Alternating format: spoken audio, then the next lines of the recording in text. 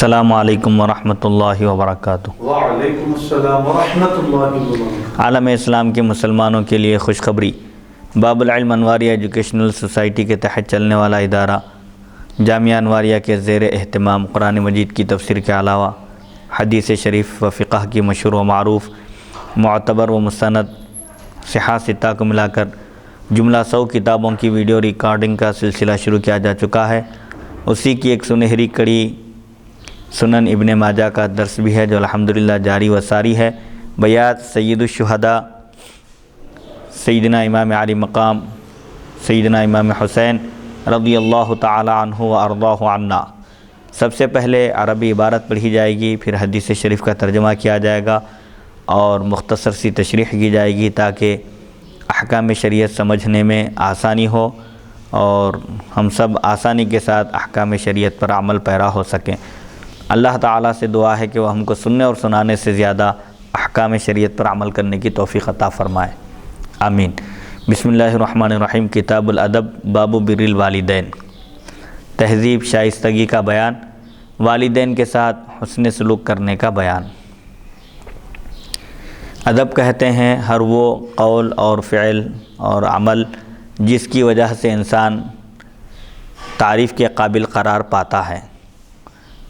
سب سے پہلے والدین کا ذکر ہے کہ والدین کے ساتھ حسن سلوک کرنا چاہیے۔ انسان کے حسن سلوک کے سب سے زیادہ مستحق والدین ہیں۔ حدیث نمبر 3657۔ حدثنا ابو بکر بن ابی شیبہ حدثنا شریک بن عبداللہ عن منصور عن عبید اللہ بن علی عن ابن سلامۃ السلمی قال قال النبی صلی اللہ علیہ وسلم اوصی امرأ بأمہ اوصی امرأ بأمہ اوصی امرأ بأمہ ثلاثا اوصی امرأ بأبیہ اوصی امرأ بمولاہ الذی یلیہ وإن کان علیہ منہ اذی یؤذیہ۔ ابن سلامہ سلمی سے روایت ہے، انہوں نے فرمایا نبی کریم صلی اللہ علیہ وسلم نے ارشاد فرمایا، میں آدمی کو اس کی والدہ کے ساتھ حسن سلوک کی تاکید کرتا ہوں، میں آدمی کو اس کی والدہ کے ساتھ اچھا سلوک کرنے کی تاکید کرتا ہوں، میں آدمی کو اس کی والدہ کے ساتھ اچھا سلوک کرنے کی تاکید کرتا ہوں۔ آپ نے یہ بات 3 مرتبہ فرمائی کہ ہر ایک آدمی کو، ہر ایک شخص کو اپنی ماں کے ساتھ اچھا سلوک کرنا چاہیے۔ تاکید کے ساتھ آپ نے 3 مرتبہ بیان فرمایا کہ ماں کا زیادہ حق ہے۔ چوتھی مرتبہ فرمایا کہ میں آدمی کو اس کے والد کے ساتھ، اپنے والد کے ساتھ اچھا سلوک کرنے کی تاکید کرتا ہوں، اور میں آدمی کو اپنے اس آقا کے ساتھ اچھا سلوک کرنے کی تاکید کرتا ہوں جس نے اس کی نگرانی کی، سرپرستی کی، اگرچہ کہ اس شخص کو آقا سے تکلیف پہنچی ہو۔ اس حدیث شریف میں والدین کے حقوق بیان کیے جا رہے ہیں کہ اولاد کو سب سے پہلے والدین کے ساتھ حسن سلوک کرنا چاہیے، ان کی خدمت کرنا چاہیے، ان کو راضی کرنا چاہیے اور ان کے حقوق ادا کرنا چاہیے۔ ان کی ضرورتوں کی تکمیل اولاد پر لازم ہے۔ والدہ کی آپ نے 3 مرتبہ تاکید فرمائی کہ والدہ کے ساتھ حسن سلوک کرنا ضروری ہے، لازم ہے۔ چوتھی مرتبہ والد کا ذکر کیا اور فرمایا کہ اسی طرح آقا، سرپرست جو کسی کی کفالت کی ذمہ داری قبول کریں، یا آقا ہے کوئی کسی کا غلام تھا تو اس کو اپنے آقا کے ساتھ حسن سلوک کرنا چاہیے اگرچہ کہ آقا کی طرف سے اس کو تکلیف پہنچی ہو، کیونکہ اچھا سلوک کرنے والے کے ساتھ تو اچھا سلوک کیا جاتا ہی ہے، لیکن اصل کمال یہ ہے اور کمال ایمان یہ ہے کہ آدمی اس شخص کے ساتھ بھی اچھا سلوک کرے جو اس کے ساتھ برائی سے پیش آئے، اور یہی اصل کمال ہے اور ایمان کی حلاوت اور چاشنی ہے کہ جو رشتہ دار قطع تعلق کریں ان سے خاص طور پر ملاقات کریں، حسن سلوک کریں، وہ لوگ رشتے کو توڑ دیں تو رشتے کو جوڑیں، یہ اصل کمال ہے۔ اس لیے حضور صلی اللہ علیہ وسلم نے فرمایا کہ میرے رب نے مجھے تأدیب کی ادب سکھایا اور سب سے بہترین اس نے میری تربیت فرمائی۔ ان تربیت کے اصولوں میں سے ایک چیز اللہ تعالیٰ نے جو آپ کو تاکید فرمائی تھی وہ یہ تھی کہ سل من قطع، جو آپ سے تعلق کو توڑ لے آپ اس کے ساتھ تعلق کو جوڑیے، اس سے ملاقات کریے، اور جو محروم کرے، نہ دے اس کو دے، آپ اس کو عطا کریے، اور جو آپ پر ظلم کرے آپ اس کو معاف کر دیجئے۔ تو یہ اصل کمال ہے۔ ایمان کا تقاضا بھی یہی ہے کہ عام طور پر لوگ اچھا سلوک کرنے والے کے ساتھ اچھا سلوک کرتے ہیں، اچھے کے ساتھ اچھے رہتے ہیں لیکن جو برا ہوتا ہے اس کے ساتھ برا سلوک کرتے ہیں، ایسا نہیں کرنا چاہیے۔ ایمان کا تقاضا یہ ہے کہ اچھوں کے ساتھ تو سبھی اچھے رہتے ہیں، لیکن اصل کمال یہ ہے کہ بروں کے ساتھ بھی اچھا سلوک کریں تاکہ وہ لوگ اچھے سلوک کے اثر کو قبول کر کے وہ لوگ بھی راہ راست پر آ جائیں۔ حدیث نمبر 3658، حدثنا ابو بکر محمد بن میمون المکی حدثنا سفیان بن عیینۃ عن عمارۃ بن القعقاع عن ابی زرعۃ عن ابی ہریرہ قال قالوا یا رسول اللہ من ابر قال امک قال ثم من قال امک قال ثم من قال اباک قال ثم من قال الادنی فالادنی۔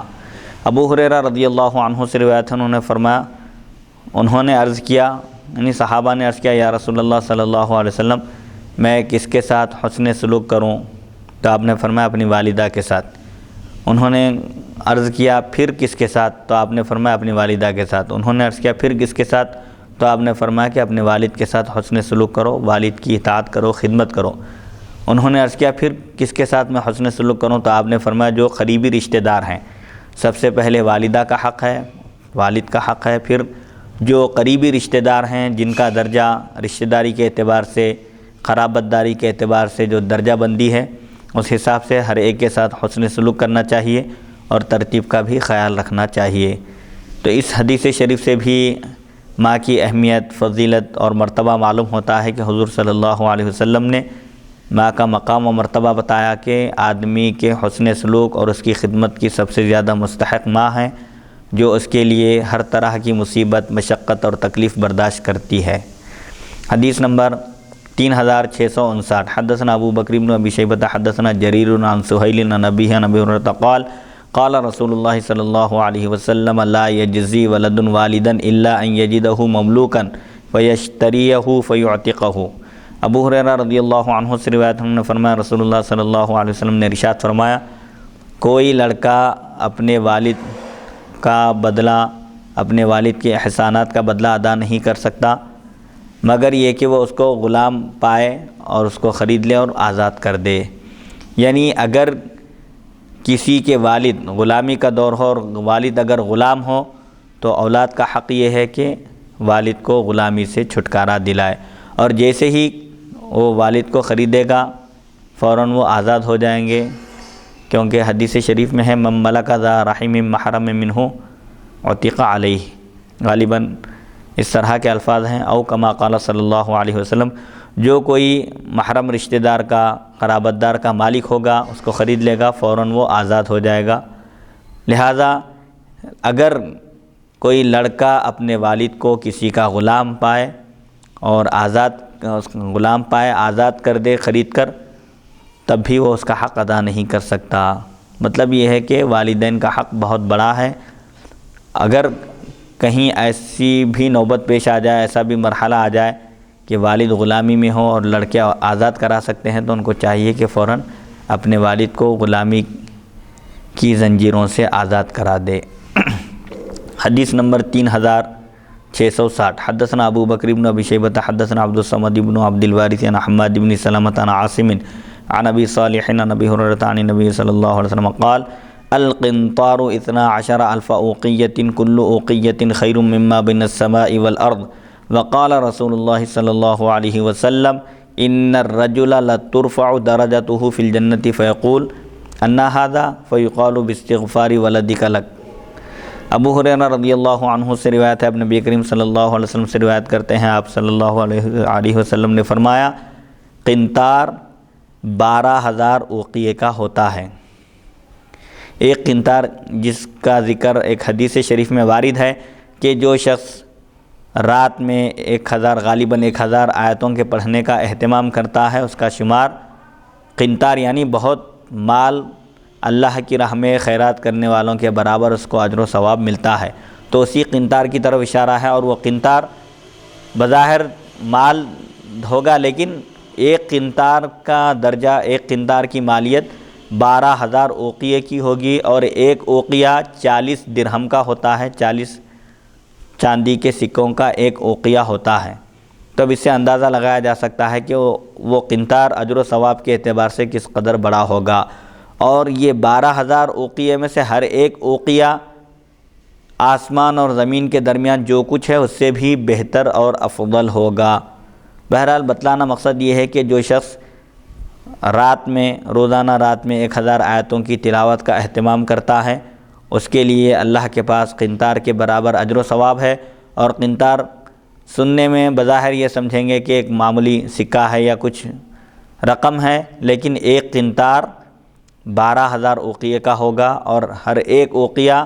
ما بین السماء والارض، آسمان اور زمین کے درمیان جو کچھ ہے اس سے بہتر اور افضل ہوگا۔ اور رسول اللہ صلی اللہ علیہ وسلم نے ارشاد فرمایا یقیناً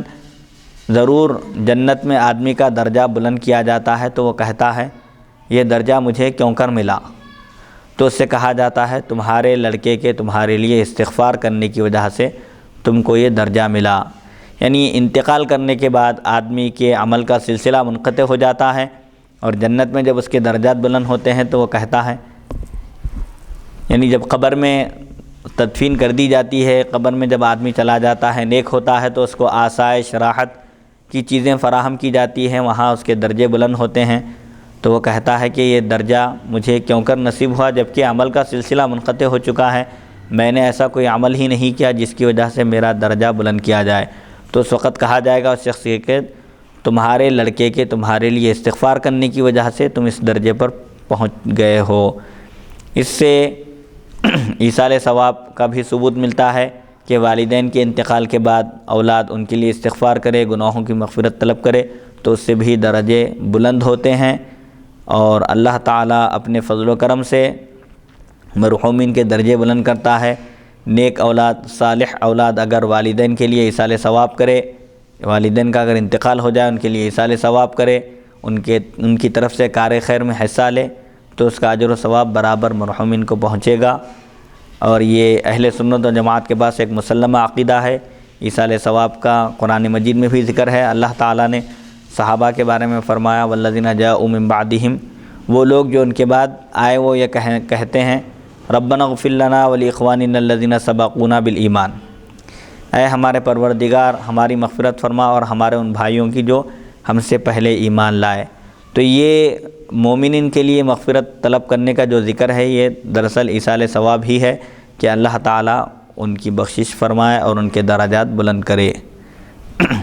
حدیث نمبر 3661، حدثنا ہشام بن عمار حدثنا اسماعیل بن عیاش عن بحیر بن سعید عن خالد بن معدان عن المقدام بن معدی قریب ان رسول اللہ صلی اللہ علیہ وسلم قال ان اللہ یوصیکم بامہاتکم ثلاثا، ان اللہ یوصیکم بآبائکم، ان اللہ یوصیکم بالاقرب فالاقرب۔ مقدام بن معدی قریب سے روایت ہے کہ رسول اللہ صلی اللہ علیہ وسلم نے 3 مرتبہ ارشاد فرمایا یقیناً اللہ تعالیٰ تم کو تمہاری ماؤں کے ساتھ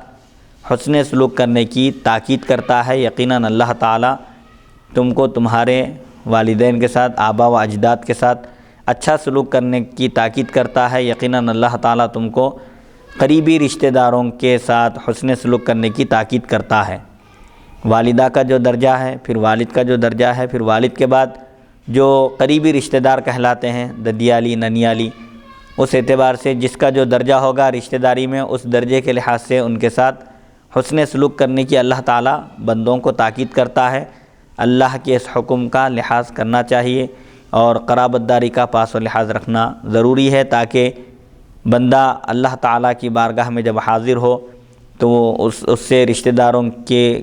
حقوق کے بارے میں نہ پوچھا جائے، وہ اچھی طرح سے رشتہ داروں کے حقوق ادا کرے، حسن سلوک کرے، صلہ رحمی کا خیال رکھے تاکہ اللہ تعالیٰ کی گرفت سے قیامت کے دن محفوظ رہے۔ حدیث نمبر 3662، حدثنا ہشام بن عمار حدثنا صدقۃ بن خالد حدثنا عثمان بن ابی العاتقۃ عن علی بن یزید عن القاسم عن ابی امامۃ ان رجلا قال یا رسول اللہ ما حق الوالدین علی ولدہما قال ہما جنتک ونارک۔ ابو امامہ رضی اللہ عنہ سے روایت ہے کہ ایک شخص نے عرض کیا یا رسول اللہ صلی اللہ علیہ وسلم والدین کا ان کی اولاد پر کیا حق ہے؟ تو آپ صلی اللہ علیہ وسلم نے فرمایا کہ وہ دونوں تمہاری جنت اور دوزخ ہیں۔ مطلب یہ ہے کہ جو والدین کی خدمت کرے گا، ان کو راضی کرے گا، ان کو خوش رکھے گا، ان کے حقوق کا خیال رکھے گا، والدین اس کو جنت میں داخل کریں گے۔ ان کی اطاعت، ان کی فرما برداری اور ان کی خدمت کی وجہ سے آدمی جنت میں داخل ہونے کا مستحق قرار پائے گا، اور جو ان کو ناراض کرے گا، ان کی حق تلفی کرے گا، ان پر ظلم کرے گا، ان کو تکلیف پہنچائے گا، وہ جہنم میں جانے کا مستحق قرار پائے گا۔ بہرحال ہر ایک انسان کی جنت اور دوزخ اس کے والدین ہیں، والدین کو خوش کرے گا تو جنتی ہوگا، اور اگر والدین کو ناراض کرے گا تو وہ جہنم میں جائے گا۔ حدیث نمبر 3663، حدثنا محمد بن الصباح حدثنا سفیان بن عیینۃ عن عطاء عن نبی عبد الرحمن عن ابی الدرداء سمع النبی صلی اللہ علیہ وسلم یقول الوالد اوسط ابواب الجنہ فاضع ذلک الباب او احفظہ۔ ابو الدرداء رضی اللہ عنہ سے روایت ہے، انہوں نے نبی کریم صلی اللہ علیہ وسلم کو ارشاد فرماتے ہوئے سنا، والد جنت کے دروازوں میں بیچ کا دروازہ ہے، لہذا تم اس دروازے کو ضائع کر دو یا محفوظ رکھو۔ اس سلسلے میں غالباً ایک حدیث شریف ترمذی میں بھی گزری کہ ایک صحابی کے والد ان کو بیوی کو طلاق دینے کا حکم دے رہے تھے، تو انہوں نے حضور صلی اللہ علیہ وسلم سے دریافت کیا تو آپ نے فرمایا کہ والد کا حکم ہے اور والد جنت کے دروازوں میں بیچ کا دروازہ ہے، اب ان کی بات مانو یا نہ مانو۔ بات مانو گے تو یہ دروازہ محفوظ رہے گا، اور نہیں مانو گے تو تم جنت میں درمیانی دروازے سے کسی بھی گھر میں آسانی کے ساتھ داخل ہو سکتے ہیں۔ والد کو جنت کا درمیانی دروازہ کہا گیا ہے، لہذا والدین کی اطاعت اولاد پر فرض ہے۔ البتہ جہاں اللہ کی نافرمانی ہو رہی ہو وہاں پر مخلوق کی بات نہیں مانی جائے گی، اگرچہ کہ وہ والدین ہی کیوں نہ ہو۔ قرآن پاک میں صراحت کے ساتھ اللہ تعالیٰ نے فرما دیا کہ والدین اگر شرک پر مجبور کریں تو والدین کی بات نہ مانو، البتہ دنیاوی اعتبار سے ان کے ساتھ جو حسن سلوک کرنا ہے، ان کے جو حقوق ادا کرنا ہے، ان حقوق کا پورا لحاظ رکھو، اگرچہ کہ والدین غیر مسلم ہی کیوں نہ ہو۔ حدیث نمبر 3664، باب سل من کانا ابو کا یسل،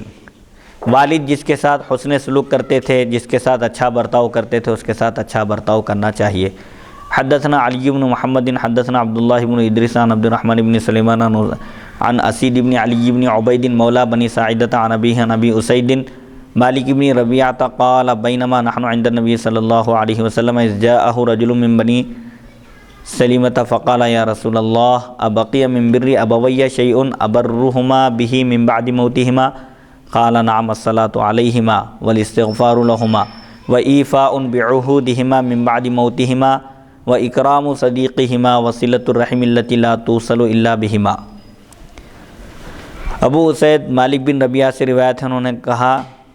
اس درمیان کہ ہم نبی کریم صلی اللہ علیہ وسلم کے پاس موجود تھے، بیٹھے ہوئے تھے، اچانک آپ صلی اللہ علیہ وسلم کی خدمت میں قبیلہ بنی سلمہ کے ایک شخص حاضر ہوئے اور عرض کیا یا رسول اللہ صلی اللہ علیہ وسلم، کیا میرے والدین کے انتقال کے بعد بھی کوئی ایسی شے باقی ہے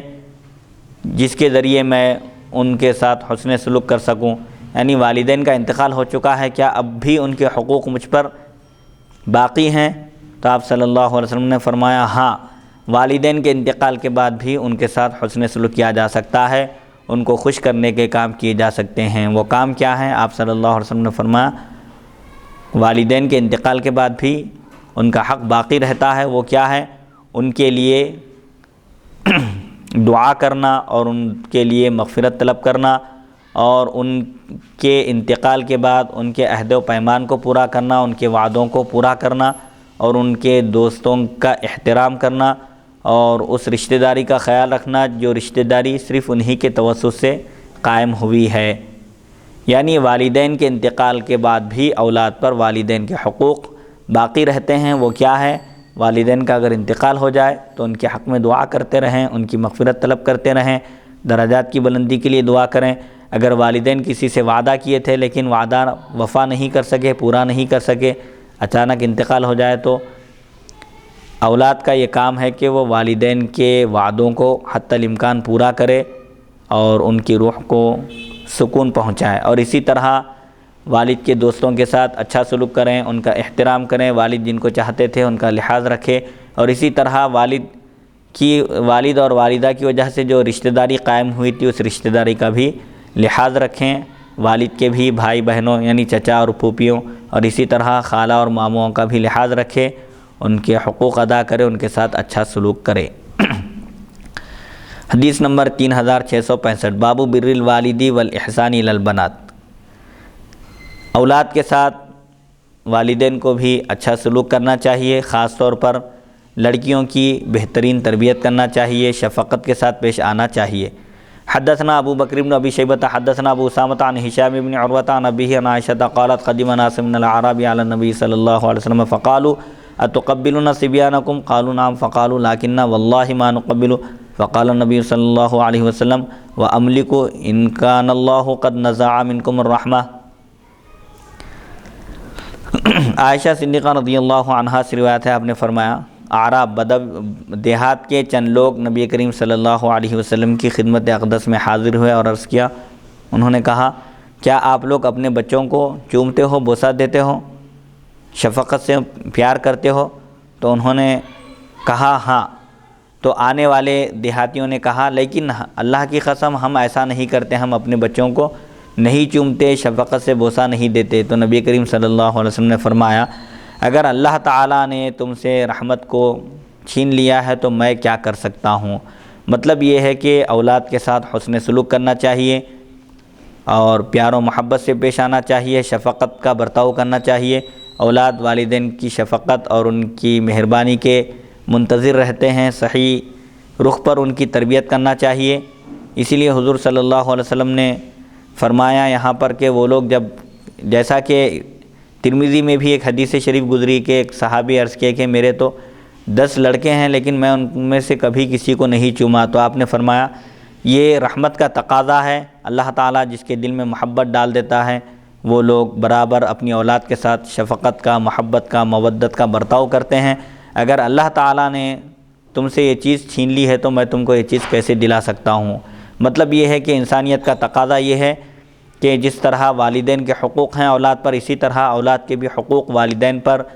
واجب ہوتے ہیں۔ والدین کی یہ ذمہ داری ہے کہ وہ اولاد کے ساتھ حسن سلوک کرے، اچھی تربیت کرے اور انصاف کا برتاؤ کرے، شفقت اور پیار سے ان کو سمجھائیں، ان کی اچھی تربیت کریں، اسلامی ماحول میں اور اسلامی سانچے میں ان کو ڈھالیں۔ حدیث نمبر 3666۔ اسلامی ماحول اور اسلامی سانچے میں ڈھالنے کا مطلب اسلامی تربیت کریں، دینداری سکھائیں، اخلاق سکھائیں، نماز کی تعلیم دیں اور دین کے شریعت کے جو بنیادی احکام ہیں اس بارے میں ان کو واقف کروائیں۔ دنیاوی تعلیم بھی دلا سکتے ہیں لیکن دین کی بنیادی تعلیم والدین پر واجب ہے کہ وہ اپنی اولاد کو دین کی بنیادی تعلیم بھی دلائیں تاکہ وہ دینی احکام اور فرائض کو بھی بحسن و خوبی انجام دے سکیں۔ حدیث نمبر 3666۔ حدثنا ابو بکر بن ابی شیبہ حدثنا عفان وحدثنا وهب حدثنا عبد الله بن عثمان بن خزیم عن سعید بن ابی راشد عن یعلى العامری انه قال جاء الحسن والحسین يسعیان الى النبی صلی اللہ علیہ وسلم فضمهما الیہ وقال ان الولد مبخلة مجبنة۔ یعلی عامری سے روایت ہے کہ انہوں نے کہا سیدنا امام حسن اور سیدنا امام حسین رضی اللہ عنہما دوڑتے ہوئے نبی کریم صلی اللہ علیہ وسلم کی خدمت میں پہنچے تو آپ صلی اللہ علیہ وسلم نے ان دونوں کو اپنے سینے سے لپٹا لیا اور فرمایا کہ یقیناً اولاد بخل کا سبب ہے اور بزدلی کا سبب ہے۔ یہاں پر آپ صلی اللہ علیہ وسلم نے ایک عام قاعدہ بتلایا کہ عام طور پر آدمی اللہ کی راہ میں خرچ کرنے سے اس وقت پیچھے ہٹتا ہے جب اس کی اولاد ہوتی ہے، اولاد کے بارے میں سوچتا ہے،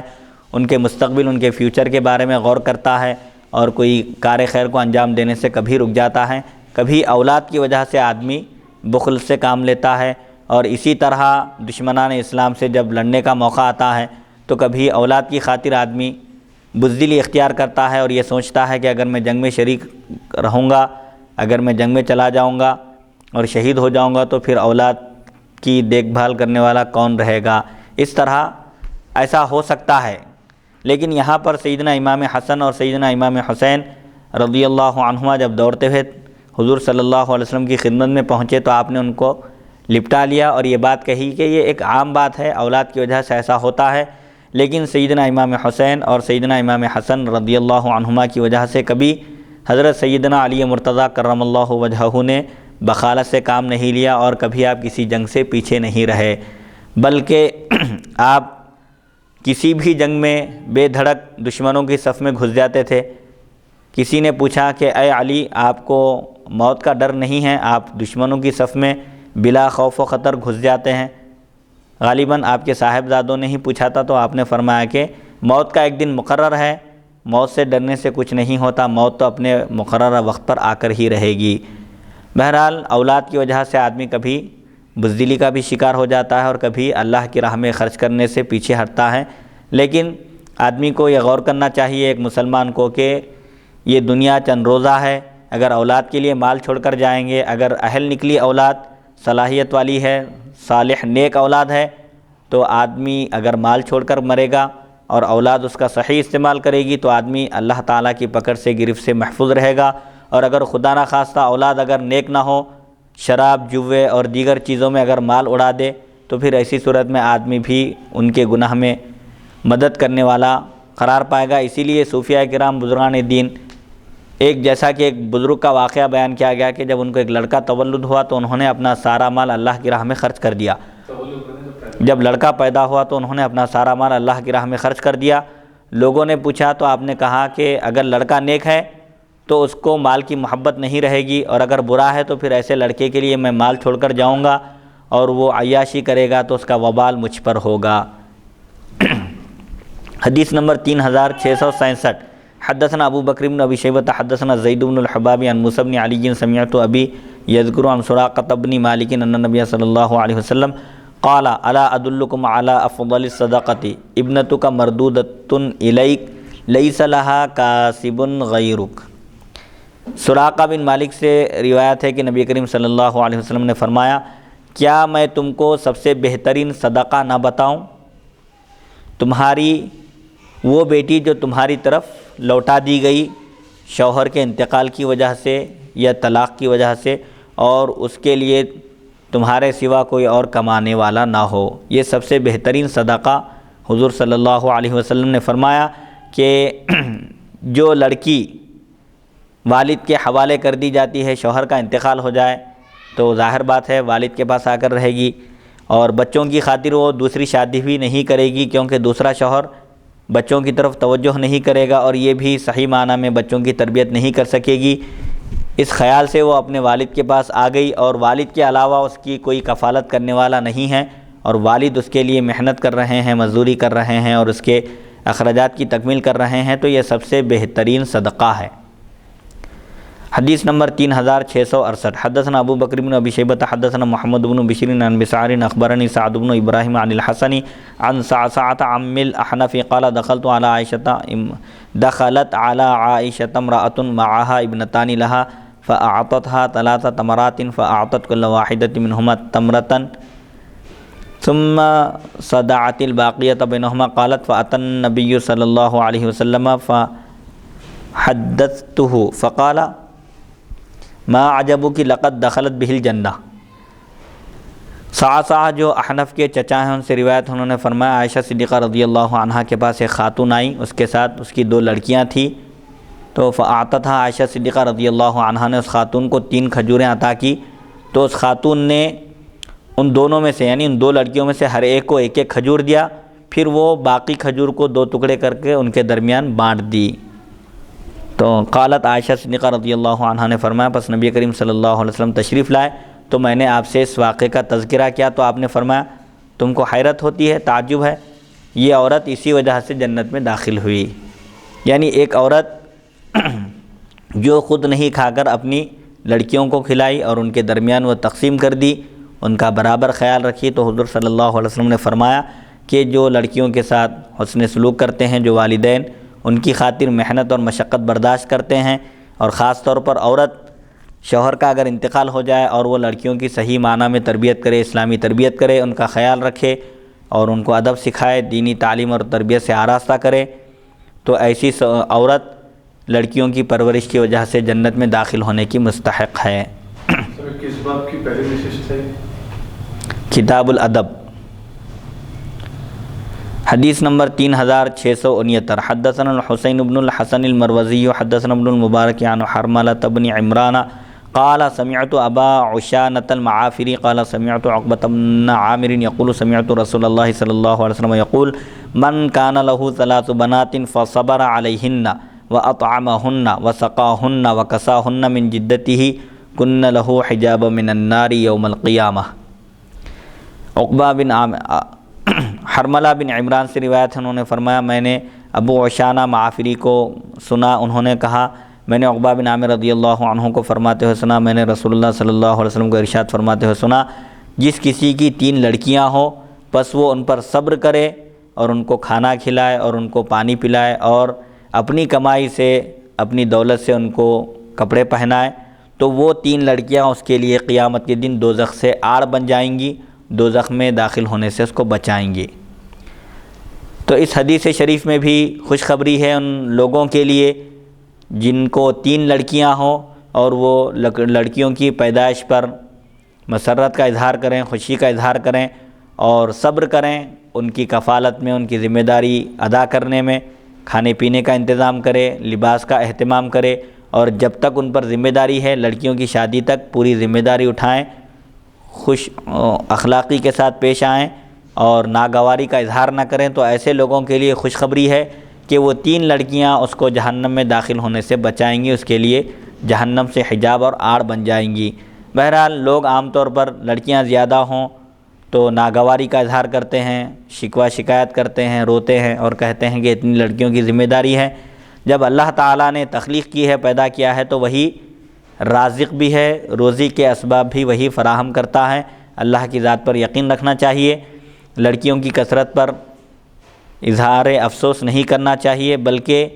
خوشی کا اظہار کرنا چاہیے، مسرت کا اظہار کرنا چاہیے، کیونکہ عام طور پر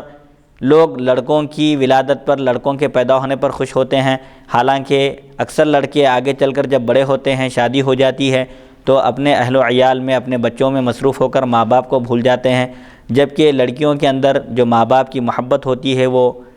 مرنے تک باقی رہتی ہے، جبکہ بعض لڑکے نکمے نکلتے ہیں اور اپنے والدین کا خیال نہیں رکھتے، ان کو معمرین کے گھر میں پہنچا دیتے ہیں، اولڈ یعنی جو معمر لوگوں کے لیے جو گھر بنائے جاتے ہیں ان کی دیکھ بھال کے لیے ایسی جگہ ان کو شفٹ کر دیتے ہیں، ان کا خیال نہیں رکھتے، جبکہ لڑکیاں اپنے والدین سے حقیقی معنی میں محبت کرتی ہیں،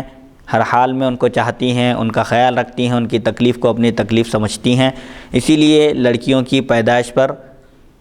غمگین نہیں ہونا چاہیے، صبر و تحمل کے ساتھ ان کی پرورش کرنا چاہیے، ان کا خیال رکھنا چاہیے، کھانے پینے کا حتی الامکان جتنا ہو سکتا ہے اس حساب سے اپنی استطاعت کے مطابق ان کی تربیت کرے، ان کو کھلائے، ان کو پہنائے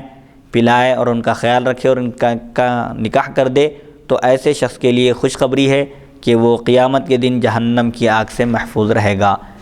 اس حدیث شریف میں 3 لڑکیوں کا ذکر ہے، بعض احادیث میں 2 لڑکیوں کا ذکر ہے۔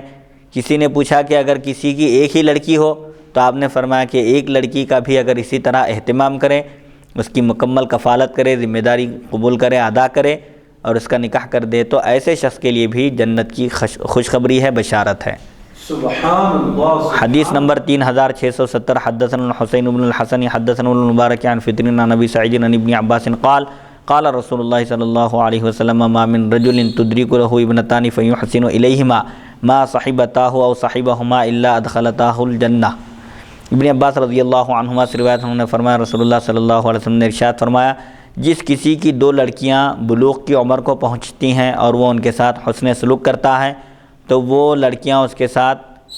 نہیں رہتی یا وہ شخص ان کے ساتھ نہیں رہتا مگر وہ دونوں لڑکیاں اس کو جنت میں داخل کرتی ہیں۔ مطلب یہ ہے کہ جس کسی شخص کی 2 لڑکیاں ہوں، بلوغ کی عمر کو پہنچ جائے اور وہ ان کی اچھی تربیت کرے، تعلیم دے، ہنر سکھائے اور ان کی بہترین تربیت کرنے کے بعد ان کا نکاح کر دے، تو یہ لڑکیاں ساتھ میں اس شخص کو جنت میں لے کر داخل ہوں گی، جنت میں داخل ہونے تک الگ نہیں ہوں گی۔ تو اس میں 2 لڑکیوں کی کفالت کرنے، پرورش کرنے والے کے لیے بھی یہ خوشخبری ہے کہ خوش دلی کے ساتھ جب اپنی اولاد کی تربیت کرے گا، خاص طور پر لڑکیوں کی تربیت میں خوش دلی کا اظہار کرے گا، خوشی کے ساتھ ان کے حقوق ادا کرے گا اور نکاح کرنے تک پوری ذمہ داری سنبھالے گا، تو ایسے شخص کے لیے جنت کی خوشخبری اور بشارت ہے۔ حدیث نمبر 3671 حدثنا عباس بن الولید الدمشقی حدثنا علی بن عیاش حدثنا سعید بن عمارة اخبرنی الحارث بن النعمان سمعت انس بن مالک یحدث عن رسول اللہ صلی اللہ علیہ وسلم قال اکرموا اولادکم واحسنوا ادبهم۔ عباس بن ولید دمشقی نے ہم کو بیان کیا، ہم کو علی بن عیاش نے بیان کیا، انہوں نے کہا کہ ہم کو سعید بن عمارہ نے بیان کیا، حارث بن نعمان نے مجھے خبر دی، انہوں نے انس بن مالک رضی اللہ عنہ کو رسول اللہ صلی اللہ علیہ وسلم سے بیان کرتے ہوئے سنا، آپ نے فرمایا اپنی اولاد کا احترام کرو اور ان کی اچھی تربیت کرو، اولاد کے ساتھ اچھا سلوک کرو، ان کا احترام کرو، تعلیم اور تربیت سے آراستہ کرو۔ اگر گالی گلوچ کا ماحول پیدا کرو گے تو بچوں کے اندر وہی چیزیں پروان چڑھیں گی، وہی باتیں ان کے اندر سما جائیں گی اور آگے چل کر وہ معاشرے کو برائیوں سے صاف ستھرا کرنے میں کوئی رول ادا نہیں کر سکیں گے۔ لہٰذا اولاد کا احترام کرو، ان کو تعظیم سکھاؤ، خود بھی ان کی تعظیم کرو، وہ خود آگے چل کر تمہاری تعظیم کریں گے، احترام کریں گے، اور ان کو ادب بھی سکھاؤ، دینی تربیت کرو، دینی ماحول میں ان کو ڈھالو تاکہ دین میں بھی وہ کامل رہیں اور دنیا کی بھی نعمتوں سے وہ بہرور ہو سکیں۔ حدیث نمبر 3672، باب حق الجوار، پڑوسی کے حق کا بیان۔ حدثنا ابو بکر بن ابی شیبہ حدثنا سفیان بن عیینہ عن عمرو بن دینار سمع نافع بن جبیر یخبر عن ابی شریح الخزاعی ان النبی صلی اللہ علیہ وسلم قال من کان یؤمن باللہ والیوم الآخر فلیحسن الی جارہ ومن کان یؤمن باللہ والیوم الآخر فلیکرم ضیفہ ومن کان یؤمن باللہ والیوم الآخر فلیقل خیرا او لیسکت۔ نافع بن جبیر کو عمرو بن دینار نے یہ خبر دیتے ہوئے سنی ابو شریح الخزاعی سے کہ نبی کریم صلی اللہ علیہ وسلم نے ارشاد فرمایا جو کوئی اللہ اور آخری دن پر یقین رکھتا ہے، ایمان رکھتا ہے، اس کو اپنے پڑوسی کے ساتھ اچھا سلوک کرنا چاہیے، اور جو کوئی اللہ اور آخرت پر یقین رکھتا ہے اس کو اپنے مہمان کا احترام کرنا چاہیے، اس کا اکرام کرنا چاہیے، اور جو کوئی اللہ اور آخرت پر ایمان رکھتا ہے اس کو بھلی بات کہنا چاہیے یا خاموشی اختیار کرنا چاہیے۔ اس میں پڑوسی کا حق معلوم ہوتا ہے کہ اللہ اور آخرت پر یقین رکھنے والا اپنے پڑوسی کے ساتھ اچھا سلوک کرتا ہے، اچھا سلوک کرنا چاہیے، اور پڑوسی کے ساتھ حسن سلوک کر رہے ہیں، اس کی دلیل کیا ہوگی؟ پڑوسی خود کہے کہ آپ کا سلوک ہمارے ساتھ نہایت اچھا ہے۔ جب پڑوسی اپنی زبان سے کہے تو اس کا مطلب یہ ہے کہ ہم پڑوسی کا حق ادا کر رہے ہیں۔ تو جو اللہ اور آخرت پر یقین رکھتا ہے، ایمان رکھتا ہے، مطلب یہ ہے کہ جو مومن ہوگا یقیناً وہ اپنے پڑوسی کے ساتھ اچھا سلوک کرے گا، پڑوسی کا خیال رکھے گا۔ اسی لیے حضور صلی اللہ علیہ وسلم نے فرمایا کہ وہ مومن کامل ہو ہی نہیں سکتا جو خود پیٹ بھر کر کھائے جبکہ اس کا پڑوسی بھوکا ہو۔ تو پڑوسی کا خیال رکھنا چاہیے، حتی الامکان جتنا ہو سکتا ہے اس کا خیال رکھے، اگر وہ غریب ہو تو اس کی مدد کرے، اور اگر اس کی مدد پورے طور پر نہیں کر سکتا تو یہ تک بتایا گیا ہے کہ اگر پھل میوے وغیرہ لائے تو پڑوسی کے بچوں کو بتاتے ہوئے نہ لائے تاکہ ان کے دل مغموم نہ ہوں، یعنی اگر کوئی چیز پڑوسی کو نہیں دے سکتا ہے تو چھپا کر لائے تاکہ بچے رنجیدہ نہ ہوں۔ اور جو اللہ اور آخرت پر یقین رکھتا ہے مہمان کا احترام کرنا چاہیے۔ مہمان کے اکرام کا مطلب یہ ہے کہ اس کے لیے حتی المقدور اپنی استطاعت کے مطابق کھانے کا اہتمام کرنا چاہیے۔ اور جو کوئی اللہ اور آخرت پر ایمان رکھتا ہے اس کو خاموش رہنا چاہیے، بیکار گفتگو فضول باتیں نہیں کرنا چاہیے۔ اگر کوئی کام کی بات ہے، بھلائی کی بات ہے، واعظ و نصیحت کی بات ہے تو کہنا چاہیے، ورنہ خاموشی اختیار کرنا چاہیے۔ غیبت کرنے، کسی پر تہمت لگانے یا گالی گلوچ کرنے سے تو بہتر یہ ہے کہ آدمی خاموش رہے، کیونکہ من صمت نجا، جس نے خاموشی اختیار کی وہ نجات پایا۔ خاموش رہنا یہ کئی سال کی عبادت سے بہتر قرار دیا گیا ہے، اور عام طور پر لوگ جو جہنم میں داخل ہوتے ہیں وہ زبان کی لائی ہوئی آفتوں سے ہی جہنم میں داخل ہوتے ہیں، جیسا کہ اس سلسلے میں احادیث شریفہ میں بھی وارد ہے کہ عام طور پر لوگ زبان پر کنٹرول نہ کرنے کی وجہ سے جہنم میں پہنچتے ہیں۔ حدیث نمبر 3673، حدثنا ابو بکر بن ابی شیبہ حدثنا یزید بن ہارون وعبدۃ بن سلیمان وحدثنا محمد بن رمح انبأنا الليث بن سعد جميعا عن يحيى بن سعيد عن ابي بكر بن محمد بن عمرو بن حزم عن امرأة عائشة ان رسول الله صلى الله عليه وسلم قال ما زال جبريل يوصيني بالجار حتى ظننت انه سيورثه۔ عائشہ صدیقہ رضی اللہ عنہا سے روایت ہے کہ رسول اللہ صلی اللہ علیہ وسلم نے ارشاد فرمایا جبریل مجھے مسلسل پڑوسی کے بارے میں تاکید کرتے رہے، یہاں تک کہ میں نے گمان کیا کہ وہ اس کو وارث بھی قرار دیں گے۔ یعنی پڑوسی کے بارے میں اس قدر تاکید کرتے رہے کہ پڑوسی کا حق ہے، اس کے حقوق کا لحاظ رکھا جائے، اور پڑوسی کے بارے میں اس قدر مسلسل تاکید کرنے سے مجھے گمان ہوا کہ اگر ایک پڑوسی کا انتقال ہو جائے تو دوسرے پڑوسی کو اس کی وراثت میں اس کے طریقے میں سے حصہ بھی دیا جائے گا۔ مطلب یہ ہے کہ پڑوسی کا بڑا حق ہے۔ اسی لیے ایک حدیث شریف میں وارد ہے کہ حضور صلی اللہ علیہ وسلم نے قسم کھا کر 3 مرتبہ یہ جملہ فرمایا تھا کہ اللہ کی قسم، وہ مومن نہیں ہو سکتا جس کے شر سے اس کا پڑوسی محفوظ نہ رہے۔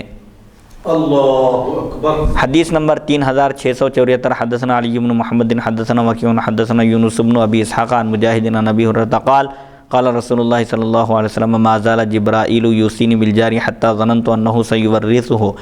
ابو ہریرہ رضی اللہ عنہ سے روایت ہے، انہوں نے فرمایا رسول اللہ صلی اللہ علیہ وسلم نے ارشاد فرمایا جبریل مجھے مسلسل پڑوسی کے بارے میں تاکید کرتے رہے یہاں تک کہ میں نے گمان کیا کہ وہ اس کو وارث قرار دیں گے۔ باب حق الضیف، مہمان کے حق کا بیان۔ ایک دن ایک رات مہمان نوازی کرنا واجب ہے اور 3 دن اور 3 رات مہمان نوازی کرنا سنت ہے۔ اب اس کے بعد مہمان کا کام یہ ہے کہ وہ 3 دن سے زیادہ کسی کے پاس قیام نہ کرے، کسی کو تکلیف نہ دے،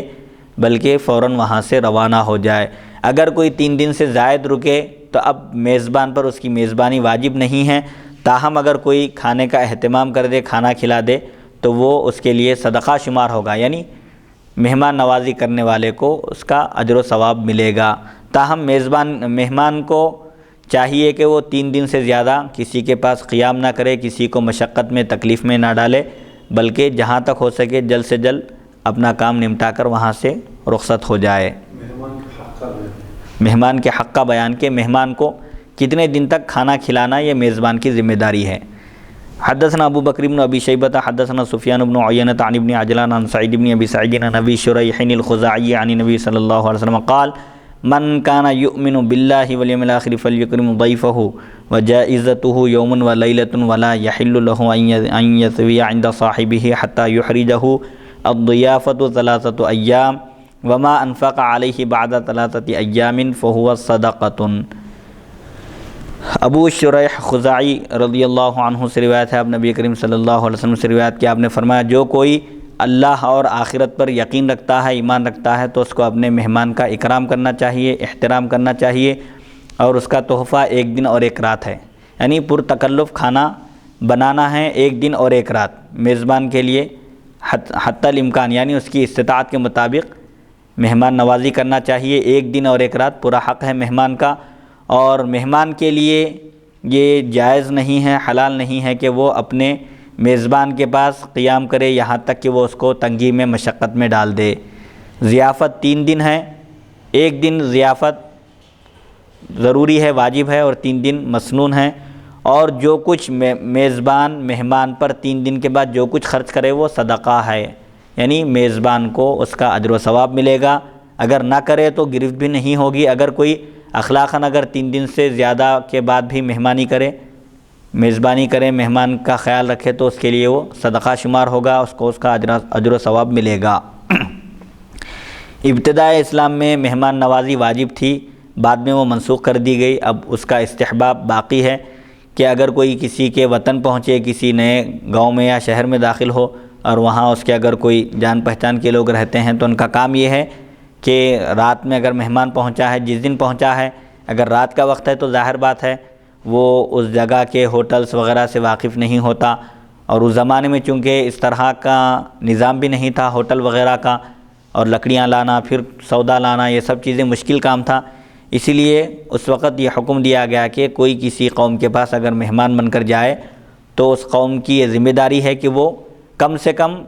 اس رات میں اس کا خیال کرے۔ البتہ دوسرے دن خیال کرنا ضروری نہیں ہے، وہ دوسرے دن باہر نکل کر سودا سلف پانی وغیرہ لا کر اپنے کھانے پینے کا انتظام کر لے سکتا ہے۔ حدیث نمبر 3676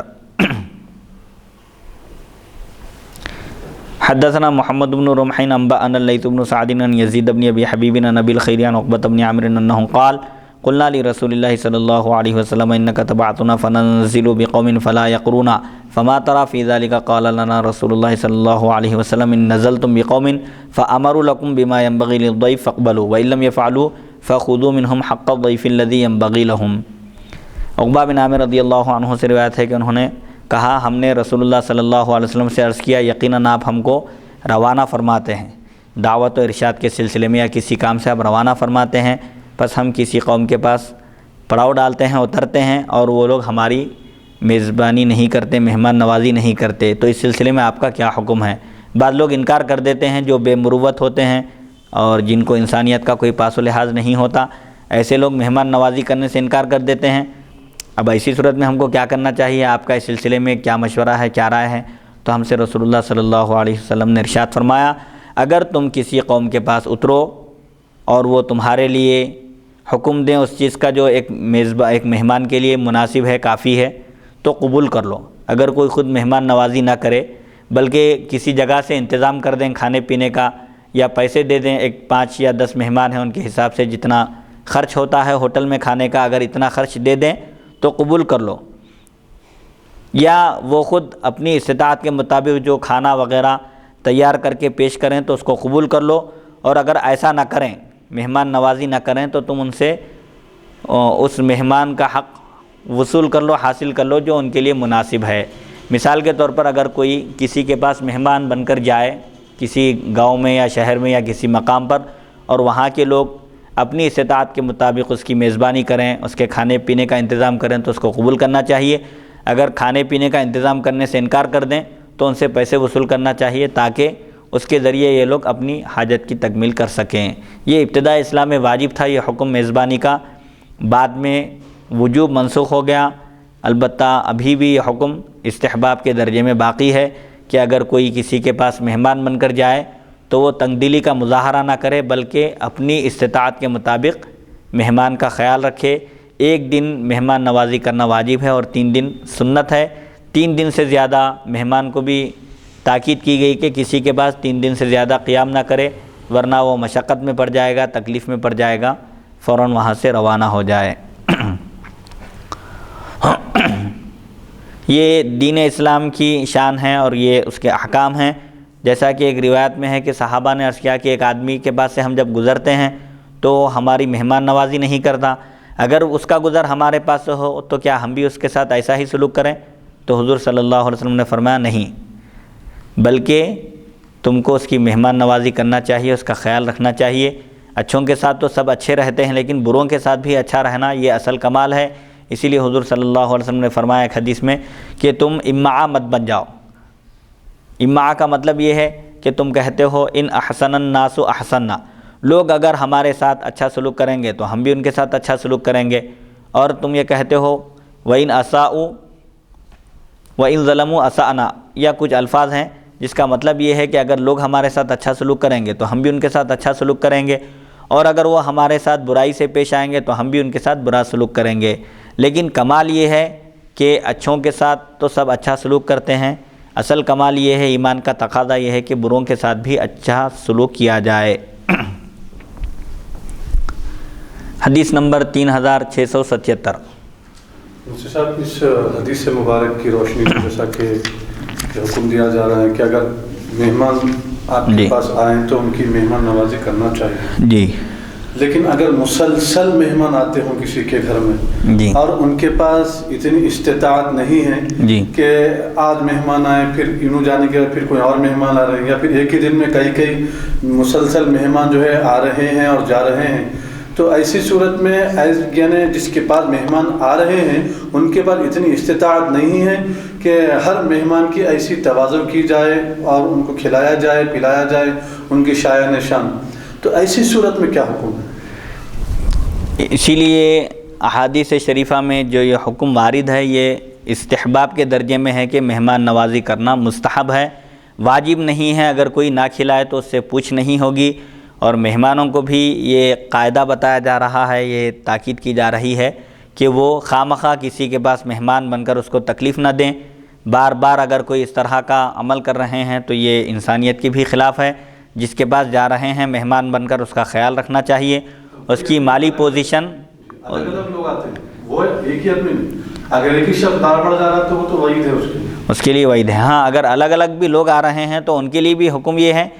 کہ کسی کو تکلیف دینے کے بجائے، اب موجودہ زمانے میں تو اتنی سہولتیں ہو گئی ہیں کہ لارجنگ کی سہولت ہے، ہوٹلوں میں کھانے پینے کی سہولت ہے۔ پہلے لوگ صرف ملاقات کے لیے، خیر خیریت دریافت کرنے کے لیے آتے تھے، لیکن آج لوگ اپنی غرض کے لیے اپنا جب کوئی کام ہوتا ہے تو آ کر مہمان اپنے رشتہ داروں کے پاس رکتے ہیں، ایسا نہیں کرنا چاہیے۔ چاہے مہمان الگ الگ ہی کیوں نہ ہو، تکلیف میزبان کو بہرحال نہیں دینا چاہیے۔ جو بھی میزبان سے ہو سکے جو پکائے اس کو خوش دلی سے کھانا چاہیے، کوئی عیب نہیں نکالنا چاہیے، نکتہ چینی نہیں کرنا چاہیے۔ حتیٰ کہ آداب میں سے یہ بھی بتایا گیا ہے کہ میزبان سے یہ بھی نہ پوچھے کہ آپ کے پاس اچار ہے یا آپ کے پاس نمک ہے، مرچی ہے۔ اگر نمک مرچی کم ہو تو اس کو بھی نظر انداز کرنا چاہیے۔ رسول اللہ صلی اللہ علیہ وسلم کسی کھانے میں آپ نکتہ چینی نہیں فرماتے تھے، عیب نہیں لگاتے تھے کھانے کو۔ اگر آپ کو خواہش ہوتی تو تناول فرماتے، اور اگر وہ چیز پسند نہ ہوتی تو اس پر نکتہ چینی نہیں کرتے تھے، اس کو چھوڑ دیتے تھے، نہیں کھاتے تھے۔ یہ ہمارے لیے ترمذی شریف میں یہ حدیث شریف گزری۔ یہ آداب ہے کھانے کے کہ کھانے کو برا نہیں کہنا چاہیے، مجھے یہ پسند نہیں ہے، یہ ترکاری اچھی نہیں ہے، اس سالن میں مزہ نہیں ہے، بلکہ جو چیز پسند ہے وہ کھا لیں، اور جو چیز پسند نہ ہو خاموشی اختیار کر لیں۔ اور مفتی صاحب ایک آخری سوال اس میں اسی سے ریلیٹڈ کہ ہاں اگر معلوم ہے کہ جس کے پاس مہمان جا رہے ہیں جی وہ یعنی وہ ان کے پاس جو ہے پیسہ ہے، پیسے والے ہیں، دولت مند ہیں، جی تو جانے والا اگر ان کے پاس جاتا ہے تو ان کے لیے یہ تکلیف کا باعث نہیں ہے، جی تو ایسی صورت میں وہ شخص ان کے پاس جا سکتا ہے۔ جی کب؟ جب کہ میزبان اس کو گرا نہ سمجھے۔ میزبان اگر خود یہ چاہتا ہے کہ لوگوں کی اس کے پاس آمد و رفت رہے، لوگ کھاتے پیتے رہیں، خوشحال رہیں، اللہ تعالیٰ نے اس کو نوازا ہے،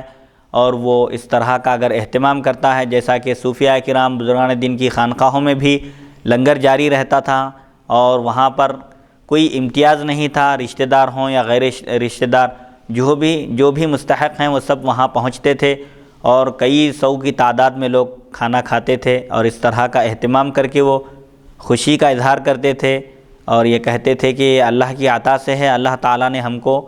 اس خدمت کی سعادت اور توفیق عطا فرمائی۔ سبحان اللہ سبحان اللہ۔ حدیث نمبر 3677، حدثنا علی بن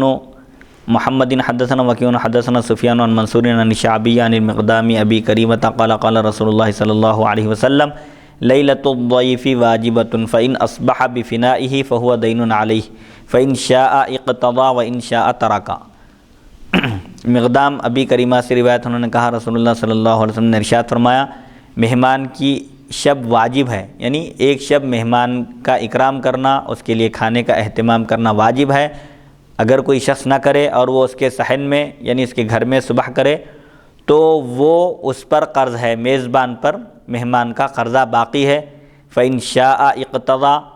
مہمان کو بتایا جا رہا ہے اگر مہمان چاہے تو وصول کرے، اور اگر چاہے تو ترک کر دے، چھوڑ دے، معاف کر دے۔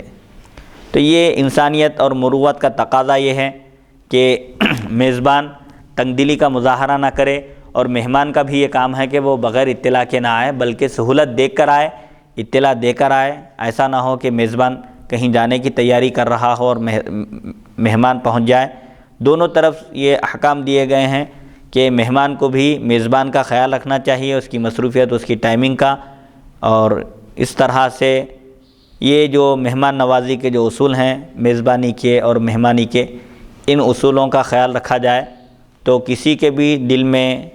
گرد و غبار نہیں رہے گا کسی کے تعلق سے۔ اس حدیث شریف میں جو ضیف واجب کہا گیا ہے، لیلۃ الضیف، یہ ابتداء اسلام میں مہمان نوازی واجب تھی، اسی لیے فرمایا حضور کہ اگر وہ اس کے صحن میں صبح کرے، میزبان اس کے کھانے کا اہتمام نہ کرے، اس کا اکرام نہ کرے، اور صبح ہو جائے میزبان کے گھر میں، تو اب میزبان کے ذمے وہ قرض ہے، رات میں جو اس نے اس کو کھانا نہیں کھلایا، میزبان پر وہ قرض ہے، مہمان کو حق حاصل ہے، چاہے تو تقاضا کرے اور چاہے تو ترک کر دے۔ حدیث نمبر 3678، باب حق الیتیم، یتیم کے حق کا بیان۔ حدثنا ابو بکر بن ابی شیبہ حدثنا یحیی بن سعید القطان عن ابن عجلان عن سعید بن ابی سعید عن ابی ہریرہ قال قال رسول اللہ صلی اللہ علیہ وسلم اللہم انی احرج حق الضعیفین الیتیم والمرأہ۔ ابو ہریرہ رضی اللہ عنہ سے روایت، انہوں نے فرمایا رسول اللہ صلی اللہ علیہ وسلم نے کہا اے اللہ، یقیناً میں دو ضعیفوں کے حق کو حرام قرار دیتا ہوں، قابل گناہ قرار دیتا ہوں، ایک یتیم اور دوسرے عورت۔ یہ دونوں کمزور ہیں۔ یتیم اس لڑکے اور لڑکی کو کہتے ہیں جس کے والد کا انتقال ہو جائے، اور عورت بھی کمزور ہوتی ہے معاشی میدان میں جیسے عام طور پر ہر مرد کوشش کرتا ہے، آگے بڑھتا ہے، عورت ویسے نہیں کر سکتی، یہ دونوں کمزور ہیں، ان کا حق نہ مارا جائے۔ حضور صلی اللہ علیہ وسلم نے اللہ تعالیٰ کی بارگاہ میں عرض کیا تھا کہ میں 2 ضعیفوں کے حق کو حرام قرار دیتا ہوں کہ ان کی حق تلفی نہ ہو، کوئی ان کا حق مار کر نہ کھائے، ایک یتیم اور دوسرے عورت۔ اس سے یتیم کے حق کی اہمیت معلوم ہوتی ہے کہ یتیموں کے ساتھ اچھا سلوک کرنا چاہیے۔ حدیث نمبر 3679، حدثنا علی بن محمد حدثنا یحیی بن آدم حدثنا ابن المبارک عن سعید بن ابی ایوب عن یحیی بن سلیمان عن زید بن ابی عتاب عن ابی ہریرہ عن النبی صلی اللہ علیہ وسلم قال خیر بیت فی المسلمین بیت فیہ یتیم یحسن الیہ وشر بیت فی المسلمین بیت فیہ یتیم یساء الیہ۔ ابو ہریرہ رضی اللہ عنہ سے روایت ہے، اپنے نبی کریم صلی اللہ علیہ وسلم سے روایت کی، آپ صلی اللہ علیہ وسلم نے فرمایا مسلمانوں میں سب سے بہترین گھر وہ ہے جس گھر میں کوئی یتیم ہو اور اس کے ساتھ اچھا سلوک کیا جا رہا ہو، اور مسلمانوں کے گھروں میں سب سے بدترین گھر وہ ہے جس میں کوئی یتیم ہو جس کے ساتھ برا سلوک کیا جا رہا ہو۔ دور جاہلیت میں یتیم کی حق تلفی ہوتی تھی، یتیم کا مال مار کر لوگ کھا لیتے تھے، جو یتیم کے کفیل قرار پاتے تھے اس کو اپنی کفالت میں لیتے تھے، اس کا مال خود کھا جاتے تھے، جبکہ قرآن نے واضح طور پر کہا کہ جو لوگ یتیموں کا مال کھاتے ہیں ان الذین یأکلون اموال الیتامی ظلما انما یأکلون فی بطونہم نارا وسیصلون سعیرا، یقیناً وہ لوگ جو یتیموں کا مال ظلم کر کے کھا جاتے ہیں وہ لوگ بظاہر مال کھا رہے ہیں لیکن حقیقت میں وہ اپنے پیٹوں میں آگ بھر رہے ہیں اور عنقریب وہ آگ میں داخل ہوں گے، جہنم میں داخل ہوں گے۔ ظلم کر کے یتیم کا مال کھانا قطعاً حرام ہے، اسی لیے حضور صلی اللہ علیہ وسلم نے فرمایا کہ سب سے بہترین گھر جس گھر میں یتیم ہو اس گھر کو آپ نے بہترین گھر قرار دیا، یتیم کے ساتھ حسن سلوک بھی ہو،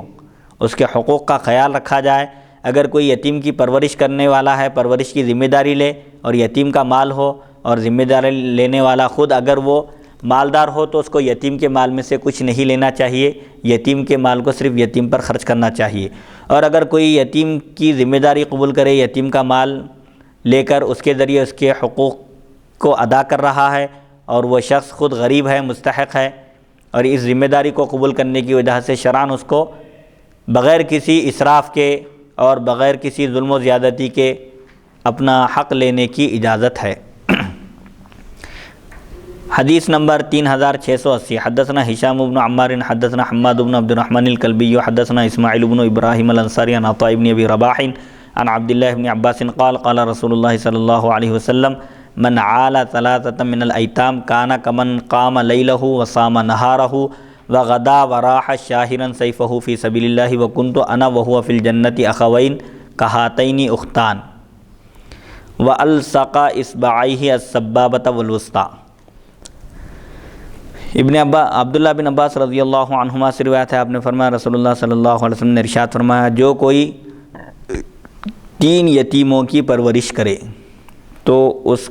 وہ اس شخص کی طرح ہے جو رات میں قیام کرے اور دن میں روزہ رکھے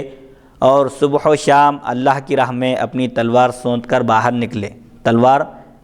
میان سے نکال کر باہر نکلے، اور میں اور وہ شخص جنت میں 2 بھائیوں کی طرح ہوں گے، کہاتینی ان دونوں کی طرح، یعنی دو انگلیوں کی طرف اشارہ کر کے آپ نے فرمایا کہ آپ نے اپنی دونوں انگلیوں سبابہ اور وسطیٰ یعنی درمیانی انگلی اور شہادت کی انگلی کو آپ نے ایک دوسرے سے مس کر کے قریب کر کے بتایا کہ یتیم کی پرورش کرنے والا، یتیم کی ذمہ داری قبول کر کے ان کے حقوق ادا کرنے والا میرے ساتھ جنت میں رہے گا، اگرچہ کہ انبیاء کا درجہ اس سے بہت بلند و بالا ہوگا لیکن جنت میں داخل ہونے میں وہ انبیاء کے شریک رہے گا، اس کو اللہ تعالیٰ یتیموں کی پرورش کرنے سے، ان کا خیال رکھنے سے جنت میں داخلہ عطا فرمائے گا۔ اور اس کا درجہ یہ ہوگا وہ اگرچہ کہ پرورش کر رہا ہے، ان کی ذمہ داریوں کو پورا کر رہا ہے، لیکن اس کا درجہ رات میں قیام کرنے والے، رات میں عبادت کرنے والے، دن میں روزہ رکھنے والے اور دن رات اللہ کی راہ میں لڑنے والے مجاہد کے طرح اس کو اجر و ثواب عطا کیا جائے گا۔ یہ بڑا رتبہ اور درجہ اس شخص کے لیے ہے جو یتیموں کی سرپرستی قبول کرے اور ان کی ذمہ داری کو پورا کرے، ان کا خیال رکھے، ان کی پرورش کرے، اور جیسا کہ بعض احادیث شریفہ میں وارد ہے کہ جو کوئی کسی یتیم کے سر پر ہاتھ پھیرتا ہے شفقت سے تو جتنے بالوں پر سے اس کا ہاتھ گزرتا ہے اللہ تعالیٰ اتنے گناہوں کی اس کی مغفرت فرما دیتا ہے۔ بہرحال بہت سارے یہ فضائل اور اجر و ثواب کی باتیں ان لوگوں کے لیے ہیں جو یتیموں کا خیال رکھتے ہیں اور ان کے سلسلے میں سنجیدہ ہیں۔ حدیث نمبر 3681، باب اماطۃ الاذی عن الطریق، راستے سے تکلیف دہ چیز کو ہٹانے کا بیان۔ حدثنا ابو بکر بن ابی شیبۃ وعلی بن محمد قال حدثنا وکیع عن ابان بن سمعۃ عن ابی الواضع الراسبی عن ابی برزۃ الاسلمی قال قلت یا رسول اللہ دلنی علی عمل انتفع به قال اعزل الاذى عن طریق المسلمین۔ ابو برزہ الاسلمی رضی اللہ عنہ سے روایت ہے، انہوں نے کہا میں نے عرض کیا یا رسول اللہ صلی اللہ علیہ وسلم، آپ ایک ایسے عمل کی طرف میری رہنمائی فرمائیے جس کے ذریعے میں فائدہ اٹھا سکوں، یعنی کوئی ایک ایسا عمل بتائیے جو میرے لیے نافع ہو، جس کا مجھے فائدہ ہو۔ تو آپ صلی اللہ علیہ وسلم نے فرمایا مسلمانوں کے راستے سے تکلیف دہ چیز کو ہٹا دو۔ راستے میں اگر کوئی تکلیف دہ چیز پڑی ہوئی ہے اور لوگوں کو راستہ چلنے میں دشواری ہو رہی ہے تو اس تکلیف دہ چیز کو بازو ہٹا دو، یہ تمہارے لیے عمل نافع ہے، اس کا تم کو دنیا میں بھی فائدہ ہوگا اور اللہ تعالیٰ آخرت میں بھی اس کا اجر عطا فرمائے گا۔ مطلب یہ ہے کہ کسی بھی نیکی کو معمولی اور حقیر نہ سمجھو، جب بھی کار خیر کا موقع ملے تو فوراً اس کار خیر کو انجام دو۔ حدیث نمبر 3682، حدثنا ابو بکر بن ابی شیبۃ حدثنا عبداللہ بن نمیر عن الاعمش عن ابی صالح عن ابی ہریرہ عن النبی صلی اللہ علیہ وسلم قال كان على الطريق غصن شجرة يؤذي الناس فأماطها رجل فأدخل الجنة۔ ابو ہریرہ رضی اللہ عنہ سے روایت ہے، آپ نے نبی کریم صلی اللہ علیہ وسلم سے روایت کیا، آپ نے فرمایا راستے میں ایک درخت کی ٹہنی تھی جو لوگوں کو تکلیف پہنچا رہی تھی، جیسے ہوائیں چلنے سے، بارش ہونے سے کبھی درخت ٹوٹ کر گر جاتے ہیں اور راستہ بند ہو جاتا ہے، مسدود ہو جاتا ہے، تو اسی طرح ایک راستے پر ایک درخت کی ٹہنی تھی جو لوگوں کو تکلیف پہنچا رہی تھی، لوگوں کو گزرنے کے لیے وہاں سے تکلیف ہو رہی تھی، بس ایک شخص نے اس درخت کی ٹہنی کو ہٹا دیا، بس جس کی وجہ سے اس کو جنت میں داخل کر دیا گیا۔ تو اس میں بتلانا مقصد یہ ہے کہ کبھی اللہ تعالیٰ کو بندے کی معمولی ادا، چھوٹی سی نیکی بھی پسند آ جاتی ہے جس کی وجہ سے بندہ جنت میں داخل ہونے کا، اللہ تعالیٰ کی خوشنودی کا مستحق قرار پاتا ہے۔ اسی لیے کسی بھی نیکی کو، کسی بھی نیک کام کو معمولی اور حقیر نہیں سمجھنا چاہیے، اور اسی طرح چھوٹے گناہ کو بھی حقیر اور معمولی نہیں سمجھنا چاہیے، کیونکہ بندہ چھوٹے گناہوں سے بڑے گناہوں تک پہنچتا ہے اور دلیر اور جری بن جاتا ہے، اسی طرح چھوٹی نیکیاں کرتے کرتے بڑی نیکیوں تک پہنچتا ہے۔ اسی لیے اس بات کا خیال رکھنا چاہیے کہ مسلمانوں کو، لوگوں کو جو چیز تکلیف پہنچاتی ہے اس تکلیف کو دور کرنا، چاہے وہ راستے کا معاملہ ہو یا کسی بھی طریقے سے ہو، یہ ایک کار خیر ہے، ثواب کا کام ہے، اس کو کر گزرنا چاہیے۔ حدیث نمبر 3683، حدثنا ابو بکر بن ابی شیبۃ حدثنا یزید بن ہارون انبأنا ہشام بن حسان عن واصل مولا ابی عیینہ عن یحیی بن عقیل عن یحیی بن یعمر عن ابی ذر عن النبی صلی اللہ علیہ وسلم قال عرضت علی امتی باعمالها حسنها وسیئها فرأیت فی محاسن اعمالها الاذى ينحى عن الطریق ورأیت فی سیئ اعمالها النخاعة فی المسجد لا تدفن۔ ابو ذر رضی اللہ عنہ سے روایت ہے، اب نبی کریم صلی اللہ علیہ وسلم سے روایت کیا، آپ نے فرمایا مجھ پر میری امت کے اعمال، میری امت اپنے اعمال کے ساتھ پیش کی گئی، اچھے اور برے اعمال کے ساتھ، میری امت مجھ پر اپنے اچھے اور برے اعمال کے ساتھ پیش کی گئی، پس میں نے اس کے اچھے اعمال میں وہ عمل بھی دیکھا جیسے تکلیف دہ چیز ہے جو راستے سے ہٹائی جاتی ہے، اور میں نے اس کے یعنی امت کے برے اعمال میں وہ رینٹ، ناک سے بہنے والی چیز جو مسجد میں لوگ صاف کرتے ہیں جس کو دفن نہیں کیا جاتا، یہ برا عمل ہے۔ اس زمانے میں چونکہ ریت کی مسجد ہوتی تھی، ریتی وغیرہ ہوتی تھی، حضور صلی اللہ علیہ وسلم نے حکم دیا تھا کہ اگر ناگزیر حالات میں مسجد میں تھوکے یا ناک صاف کرے کسی کونے میں تو اس کا کفارہ یہ ہے کہ وہ اس کو مٹی میں دفن کر دے، یعنی اس کے اوپر مٹی ڈال دے تاکہ لوگوں کے کپڑے اور پیر وغیرہ خراب نہ ہوں۔ تو حضور صلی اللہ علیہ وسلم اپنی مزار شریف میں زندہ ہیں، حیات ہیں، اس لیے آپ فرماتے ہیں کہ مجھ پر میری امت کے اعمال پیش کیے جاتے ہیں، اچھے اعمال بھی پیش کیے جاتے ہیں اور برے اعمال بھی، اور اچھے اعمال میں وہ عمل تک پیش کیا جاتا ہے جو کوئی مومن، میرا امتی، راستے سے اگر تکلیف دہ چیز کو ہٹاتا ہے، معمولی نیکی بھی کرتا ہے تو ایسا بھی عمل میرے سامنے پیش کیا جاتا ہے، میں اس سے خوش ہوتا ہوں۔ اور برے اعمال، اگر کوئی مسجد میں ناک صاف کرے یا بلغم یا تھوک وغیرہ تھوک دے اور اس کو دفن نہ کرے تو یہ سب سے برا عمل ہے۔ اب موجودہ زمانے میں ایسی مساجد نہیں ہیں، اس زمانے میں ریتی وغیرہ ہوتی تھی مسجد میں، اسی پر نماز پڑھتے تھے۔ اگر ناگزیر حالات میں کوئی اگر تھوک دے تو اس کو دفن کرنے کا حکم دیا گیا تھا، اس کا کفارہ تھا۔ لیکن آج مساجد میں تھوکنے کی، ناک صاف کرنے کی، یعنی ناک صاف کر کے مسجد میں ڈالنے کی قطعاً اجازت نہیں ہے۔ تو اس میں بھی یہ بتانا مقصد ہے کہ راستے سے تکلیف دہ چیز کو ہٹانا جو لوگوں کے لیے مشکل کا سبب بن گئی ہے، لوگوں کو گزرنے کے لیے مشکل ہو رہی ہے، گاڑیاں گزرنے کے لیے وہاں پر دشواری پیش آ رہی ہے، تو ایسی چیز کو چاہے وہ پتھر کی شکل میں ہو یا راستہ خراب ہونے کی شکل میں ہو، اس کو راستے سے ہٹانا چاہیے تاکہ لوگوں کو سہولت ہو۔ خیر الناس من ينفع الناس، سب سے بہترین لوگ وہ ہیں جو لوگوں کو فائدہ پہنچاتے ہیں، نفع پہنچاتے ہیں، اور جو لوگوں کو نقصان پہنچاتے ہیں ان کو بدترین لوگ قرار دیا گیا۔ بہرحال نیکی کے معاملے میں، آخرت میں کام آنے والے کاموں کے معاملے میں عجلت سے کام لینا چاہیے، جلدی کرنا چاہیے۔ دنیا کے کاموں میں اطمینان سے اور سوچ سمجھ کر قدم اٹھا سکتے ہیں، لیکن جہاں آخرت کا معاملہ ہو، جو عمل آخرت میں کام آنے والا ہے اس کی طرف جھپٹنا چاہیے۔ حدیث نمبر 3684، باب فضل صدقۃ الماء، پانی صدقہ کرنے کی فضیلت۔ حدثنا علی بن محمد حدثنا وکیع عن ہشام صاحب الدستوائی عن قتادة عن سعید بن المسیب عن سعد بن عبادة قال قلت یا رسول اللہ ای الصدقۃ افضل قال سقی الماء۔ سعد بن عبادہ رضی اللہ عنہ سے روایت ہے، انہوں نے کہا میں نے عرض کیا یا رسول اللہ صلی اللہ علیہ وسلم کون سا صدقہ افضل ہے؟ تو آپ صلی اللہ علیہ وسلم نے فرمایا پانی پلانا۔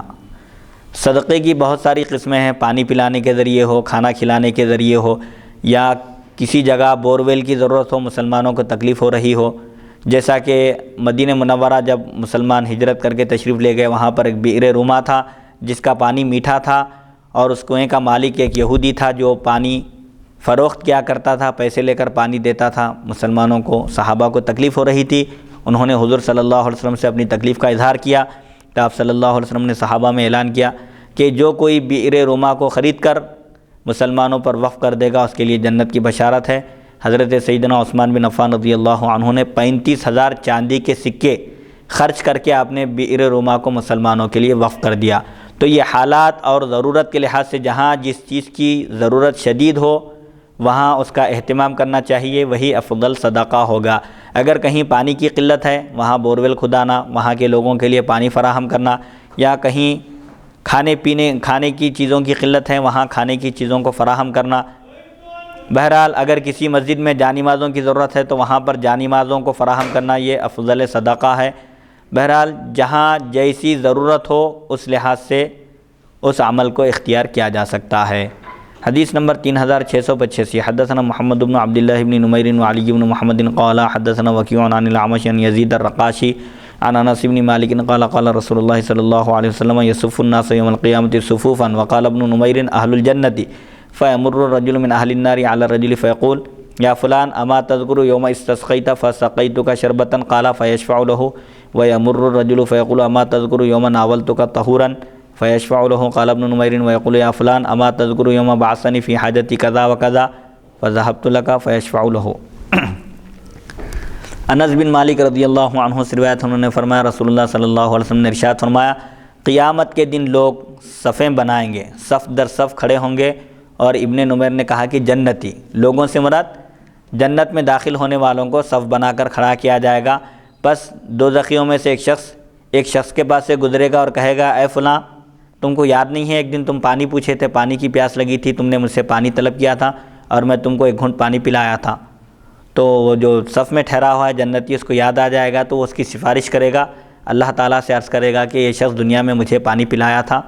لہٰذا اس کو جنت میں داخل فرما، وہ اس کے لیے سفارش کرے گا۔ اور ایک شخص گزرے گا اور کہے گا تم کو یاد نہیں ہے ایک دن میں تم کو وضو کرنے کے لیے پانی دیا تھا جگ میں، مگ میں یا لوٹے میں، جب یاد دلائے گا تو وہ شخص وہ جنتی جنت میں داخل ہونے والا اس دوزخی کی سفارش کرے گا، اللہ تعالیٰ اس کی سفارش قبول فرمائے گا۔ ابن نمیر نے کہا اور وہ کہے گا اے فلاں کیا تم کو یاد نہیں ہے ایک دن تم مجھے فلاں فلاں کام سے بھیجے تھے تو میں تمہاری خاطر گیا تھا، یعنی میں تمہارا کام کیا تھا، دنیا میں تمہاری مدد کیا تھا۔ تو اب وہ جنتی جو جنت میں داخل ہونے کے لیے صف میں کھڑا ہے اس شخص کی سفارش کرے گا۔ تو اس سے بتلانا مقصد ہے کہ جو بھی نیکی کا کام ہو وہ ضائع ہونے والا نہیں ہے۔ اللہ تعالیٰ نیک کام کرنے والوں کے اجر کو ضائع نہیں کرتا، حتیٰ کہ اگر کوئی کسی کو پانی پلائے تو یہ بھی کار خیر ہے، اچھا کام ہے، نیکی کا کام ہے۔ اور اگر کوئی کسی کو وضو کے لیے پانی دے یا کسی کی مدد کر دے یا کسی کا کام بنا دے یا کسی کے کام کی خاطر دور دراز کا سفر اختیار کرے اور اس کی مدد کرے تو اللہ بھی اس کی مدد فرماتا ہے، اور جنتی جنت میں داخل ہونے والے اس کی سفارش کریں گے اور اللہ تعالیٰ ان کی سفارش قبول فرمائے گا۔ بہرحال اس طرح کے نیکی کے کام بھی کبھی انسان کو جنت میں پہنچانے کا سبب بنتے ہیں۔ اسی لیے احادیث شریفہ جو کتب حدیث میں موجود ہیں سے معلوم ہوتا ہے کہ بندہ جب تک اپنے بھائی کی مدد میں لگا رہتا ہے اللہ تعالیٰ کی بھی مدد اس کے شامل حال رہتی ہے۔ اسی لیے کسی بھی نیکی کو، کسی بھی کام کو معمولی اور حقیر سمجھ کر نہیں چھوڑنا چاہیے۔ ممکن ہے کہ کبھی اسی عمل کی وجہ سے بندے کی مغفرت ہو جائے اور وہی عمل اس کی نجات کا سبب بن جائے۔ اسی لیے نماز کے بیان میں جو احادیث شریفہ ہے، اگر کوئی مسجد میں داخل ہو اور نماز ہو رہی ہو، جماعت ٹھہر گئی ہو اور رکوع نہ ملے، امام کو سجدے میں پائے تو جس حال میں امام کو پائے اسی حال میں امام کے ساتھ شامل ہو جائے نماز میں، کیونکہ ممکن ہے کہ جس سجدے میں امام کے ساتھ وہ شامل ہو جائے، چلا جائے، ممکن ہے کہ اسی سجدے کی وجہ سے اس کی مغفرت ہو جائے۔ عام طور پر لوگ جب رکوع نہیں ملتا ہے تو پورا امام کے اٹھ کر کھڑے ہونے تک انتظار کرتے ہیں، امام کے اپنے اس عمل سے فارغ ہونے کا انتظار کرتے ہیں۔ ایسا نہیں کرنا چاہیے۔ اگر رکوع چھوٹ جائے، امام سجدے میں ہو تو سجدے میں چلے جائیں، نیت کر کے رکعت باندھیں، اللہ اکبر کہہ کر دونوں ہاتھ باندھ لیں ناف کے نیچے، پھر اس کے بعد پھر اللہ اکبر کہتے ہوئے سجدے میں چلے جائیں۔ اس سے بتلانا مقصد یہ ہے کہ کبھی کسی عمل کی وجہ سے بندے کی مغفرت ہو جاتی ہے، اسی لیے کسی بھی عمل کو نہیں چھوڑنا چاہیے۔ اس حدیث مبارک کی روشنی میں ایک اہم مسئلہ ہے، میں آپ کی خدمت میں کچھ عرض کرنے کی سعادت حاصل کرنا چاہتا ہوں، اور اس معاملے میں آپ میری اصلاح فرمائیے مفتی صاحب، کیونکہ میں نے اپنے استاد محترم حضرت علامہ مولانا مفسر قرآن سید محمد عبد القادر الحسینی المعروف جیلانی پاشا قبلہ حفظہ اللہ فرماتے ہیں کہ یہ جو پانی کے کنواں کی جو حدیث مبارکہ ہے، جو افضل صدقہ بول کے آیا ہے، دیگر احادیث میں افضل نے کی یہ ہے، مختلف نیکیوں کا افضل جو ہے کہہ کر خطاب کیا گیا ہے۔ تو اس کا مطلب یہ ہے، اس کا مفہوم یہ ہے اس حدیث مبارک کا کہ جس زمانے میں جس چیز کی سخت ضرورت ہو اس چیز کا فراہم کرنا یہ سب سے بڑی نیکی ہے۔ اب لوگ اس حدیث مبارک کے مفہوم کو لوگوں نے جو ہے غلط لے لیا ہے، اور اس مفہوم کو غلط لے کر لوگ یہ سمجھتے ہیں کہ بھائی مسجد میں ضرورت جو ہے جانمازوں کی ہے، مسجد میں ضرورت جو ہے نل کے ٹوٹیوں کی ہے، اور آپ لا کر جو ہے قرآن رکھ رہے ہیں۔ اور بعض لوگوں کے ذہن میں یہ بات بیٹھ گئی ہے کہ وہ لوگ جو ہے صرف بورویلی کھودائیں گے، بولی ہی کھودائیں گے، اب وہ جگہ جگہ تلاش کرتے ہیں، حالانکہ خود محلے کی مساجد میں اور خود دیگر مقامات محلہ ہے یا محلے کے بازو کا محلہ ہے، وہاں پر جانمازوں کی ضرورت ہوتی ہے، مسجد کے دیگر تعمیری کاموں کی ضرورت ہوتی ہے، محلے کے لوگ غریب ہوتے ہیں، ان کی مدد کی ضرورت ہوتی ہے۔ بس ان کے ذہن میں یہ بات بیٹھ جاتی ہے کہ بھائی پانی کا کنواں کھدانا ہی یا بورنگ وغیرہ ڈلانا ہی یہ سب سے بڑی نیکی ہے۔ تو فقہا فرماتے ہیں سب سے بڑی نیکی یہ ہے کہ جو چیز کی ضرورت ہو اس چیز کا فراہم کرنا یہ بڑی نیکی ہے۔ اب لوگ اکثر مساجد میں یہ کرتے ہیں، مفتی صاحب کے والد کا انتقال ہو جاتا ہے تو قرآن کے پارے لا کر رکھ دیتے ہیں، ڈبوں کے ڈبے لا کر رکھ دیتے ہیں۔ جامع مسجد چوک میں یہ دیکھا گیا ہے کہ وہاں پر اخبار میں دیا جاتا ہے کہ بھائی مسجد میں بے شمار قرآن کے سیٹ اور پارے رکھے ہوئے ہیں، لہٰذا آ کر لے کے جائیں، کوئی آ کر لینے والا نہیں ہے، اور جو ہے وہ لامحالہ اس کو جو ہے تالاب اور یا سمندر وغیرہ میں اس کو بہا دیا جاتا ہے۔ تو مقصد یہاں پر حدیث مبارک کا یہ ہے کہ جس زمانے میں جس جگہ جس مقام جس مسجد میں جس چیز کی ضرورت ہو اس چیز کا فراہم کرنا یہ سب سے بڑی نیکی ہے۔ اب قرآن پڑھنے والے لوگوں کو قرآن پڑھنا ہی نہیں آتا، آج میجورٹی 90% لوگ ایسے ہیں جن کو قرآن کی تلاوت کرنے نہیں آتی۔ اللہ کے قرآن کا پارا رکھ رہا ہے وہ شخص، بھائی تیرے باپ کا انتقال ہوا تو قرآن پڑھ، لوگ کیوں قرآن پڑھیں گے؟ اب لوگ یہ بھی نیکی ہے لیکن افضل نیکی نہیں ہے۔ اب دیکھ مسلسل پاروں کی ڈگار لگی ہوئی ہے، اب لا کے رکھ رہے ہیں پڑھا کن، تو لہٰذا بہتر یہ ہے ایسے لوگوں کے لیے کہ جو چیز کی ضرورت ہو اس چیز کا فراہم کرنا، وہ چیز مہیا کرنا یہ سب سے بڑا ثواب۔ اس معاملے میں آپ کیا فرماتے ہیں؟ بہرحال جس زمانے میں جس مقام پر جس علاقے میں جیسی ضرورت ہو اس کا فراہم کرنا افضل صدقہ قرار پائے گا۔ جیسا کہ میں نے عرض کیا کہ مدینہ منورہ میں جب صحابہ پہنچے ہجرت کر کے، پینے کے پانی کی تکلیف تھی تو اس کو افضل صدقہ قرار دیا گیا۔ چنانچہ حضرت عثمان بن عفان رضی اللہ عنہ نے بئر روما خرید کر مسلمانوں کے لیے فری پانی فراہم کیا۔ اگر کہیں پانی کے بجائے کھانے کی قلت ہے تو وہاں کھانا فراہم کرنا چاہیے، جیسے کہیں طوفان آ گیا، سیلاب آ گیا، لوگ مصیبت زدہ ہیں، کہیں کپڑوں کی اگر کمی ہے، قلت ہے، ستر چھپانے کے لیے کپڑے نہیں ہیں تو وہاں پر کپڑے فراہم کرنا یہ سب سے افضل صدقہ ہے۔ اگر کہیں کسی علاقے میں لوگ وبائی امراض کا شکار ہو گئے ہیں، بیمار ہیں، تو وہاں پر ادویات فراہم کرنا، دواؤں کا، میڈیسن کا انتظام کرنا یہ افضل صدقہ ہوگا۔ بہرحال جہاں جیسی ضرورت ہو اس ضرورت کے لحاظ سے ہر زمانے میں، یہاں صرف ایک اصول بتایا گیا کہ سب سے بہترین صدقہ پانی پلانا ہے، چونکہ وہاں پر پانی کی ضرورت تھی۔ چنانچہ حضرت سعد رضی اللہ عنہ کی والدہ کا جب انتقال ہوا تو انہوں نے حضور صلی اللہ علیہ وسلم سے پوچھا تھا، تو آپ نے فرمایا کہ اگر وہاں پانی کی ضرورت ہے تو کنواں کھدا دو۔ تو انہوں نے کنواں کھدوایا اور کہا ھذہ لأم سعد، یہ کنواں ام سعد کے لیے ہے، نہیں سعد رضی اللہ عنہ کی والدہ کو اس کنویں سے جتنے لوگ پانی پئیں گے، استفادہ کریں گے، سب کا اجر و ثواب سعد رضی اللہ عنہ کی والدہ کو پہنچے، اس نیت سے آپ نے کنواں کھدوایا۔ بہرحال زمانے کی ضرورتوں کے لحاظ سے، مساجد کی ضرورتوں کے لحاظ سے، مدرسوں کی ضرورت کے لحاظ سے، جہاں دینی تعلیم اور تربیت کی جاتی ہے، جو دینی تعلیم کے مراکز ہیں، وہاں جیسی ضرورت ہو، اگر کہیں کتابیں فراہم کرنے کی ضرورت ہو تو وہاں پر کتابیں فراہم کی جائیں، اگر کہیں طلباء کے رہنے کے لیے کوئی موزوں اور مناسب مقام نہیں ہے تو وہاں ہاسٹلس وغیرہ تعمیر کیے جائیں۔ بہرحال جیسی ضرورت ہو اس کا لحاظ کیا جائے۔ سبحان اللہ سبحان اللہ۔ حدیث نمبر 3686، حدثنا ابو بکر بن ابی شیبہ حدثنا عبداللہ بن نمیر حدثنا محمد بن اسحاق عن الزہری عن عبد الرحمن بن مالک بن جعشم عن ابیہ عن جدہ سراقۃ بن جعشم قال سألت رسول اللہ صلی اللہ علیہ وسلم عن ضالۃ الابل تغشى حیاضی قد لطها لابلی فهل لي من اجر ان سقيتها قال نعم في كل ذات كبد حر اجر في كل ذات كبد حر اجر۔ عبد الرحمن بن مالک بن جعشم سے روایت، انہوں نے اپنے والد سے روایت کیا، انہوں نے اپنے دادا سراقہ بن جعشم سے روایت کیا، انہوں نے کہا میں نے رسول اللہ صلی اللہ علیہ وسلم سے گمشدہ اونٹوں کے بارے میں دریافت کیا جو میرے حوض پر پہنچتے ہیں۔ کبھی ایسا ہوتا ہے کہ اونٹ کا مالک ساتھ نہیں ہوتا، اونٹ چلتے چلتے، چارہ چرتے چرتے میرے حوض پر پہنچ جاتے ہیں، جس حوض کو میں نے اپنے اونٹوں کے لیے تیار کیا ہے، حوض میں میں نے پانی بھرا تاکہ میرے اونٹ سیراب ہو۔ اگر میں ان گمشدہ اونٹوں کو سیراب کروں، پانی پلاؤں تو کیا مجھے اجر و ثواب ملے گا؟ تو آپ صلی اللہ علیہ وسلم نے فرمایا ہاں، ہر سانس لینے والے جانور میں اجر و ثواب ہے، یعنی جو بھی ذی نفس ہے، سانس لینے والا جانور ہے، اس کو پانی پلائیں گے، چارہ ڈالیں گے اور اس کا خیال رکھیں گے تو اس میں بھی اجر و ثواب ملے گا۔ یہ اسلام کی خوبی ہے کہ وہ جانوروں کے بھی حقوق بتاتا ہے کہ جانوروں کے ساتھ اچھا سلوک کرو، جانوروں پر اس کی طاقت سے زیادہ بوجھ مت لا دو اور جانوروں کا خیال رکھو، ان کو چارہ دو، جتنا چارہ ڈال رہے ہو اتنا ہی ان سے کام لو، اور جب ذبح بھی کرو تو اچھے طریقے سے ذبح کرو اور چھری کو اچھی طرح تیز کر لو، منڈ رکھ کر جانور کو تکلیف نہ پہنچاؤ، اور ایک جانور کے سامنے دوسرے جانور کو ذبح نہ کرو۔ یہ اسلام کی تعلیم ہے، وہ حیوانات کے ساتھ بھی اچھا سلوک کرنے کی تلقین کرتا ہے۔ انسان تو انسان ہے، جانوروں کے بھی وہ حقوق متعین کرتا ہے، ان کے ساتھ بھی اچھا سلوک کرنے کی تاکید کرتا ہے۔ نہ صرف جانوروں اور انسانوں کا معاملہ بلکہ جو غیر ذی روح چیزیں ہیں، جیسے راستہ ہے جس کے اندر روح نہیں ہے، اس کے بھی حقوق بتاتا ہے اسلام کہ راستے میں بیٹھنے سے گریز کرو، آنے جانے والوں کو، گزرنے والوں کو تکلیف ہوگی، اگر بیٹھنا ضروری ہی ہے تو پھر راستے کے حقوق تم پر واجب ہوں گے۔ صحابہ نے پوچھا کہ راستے کے حقوق کیا ہیں؟ بھٹکے ہوئے شخص کو راستہ دکھانا، اور کوئی مدد کا طالب ہو تو اس کی مدد کرنا، اور کسی کے کام آنا، کسی کو صحیح پتہ بتانا، یہ راستے کے حقوق ہیں۔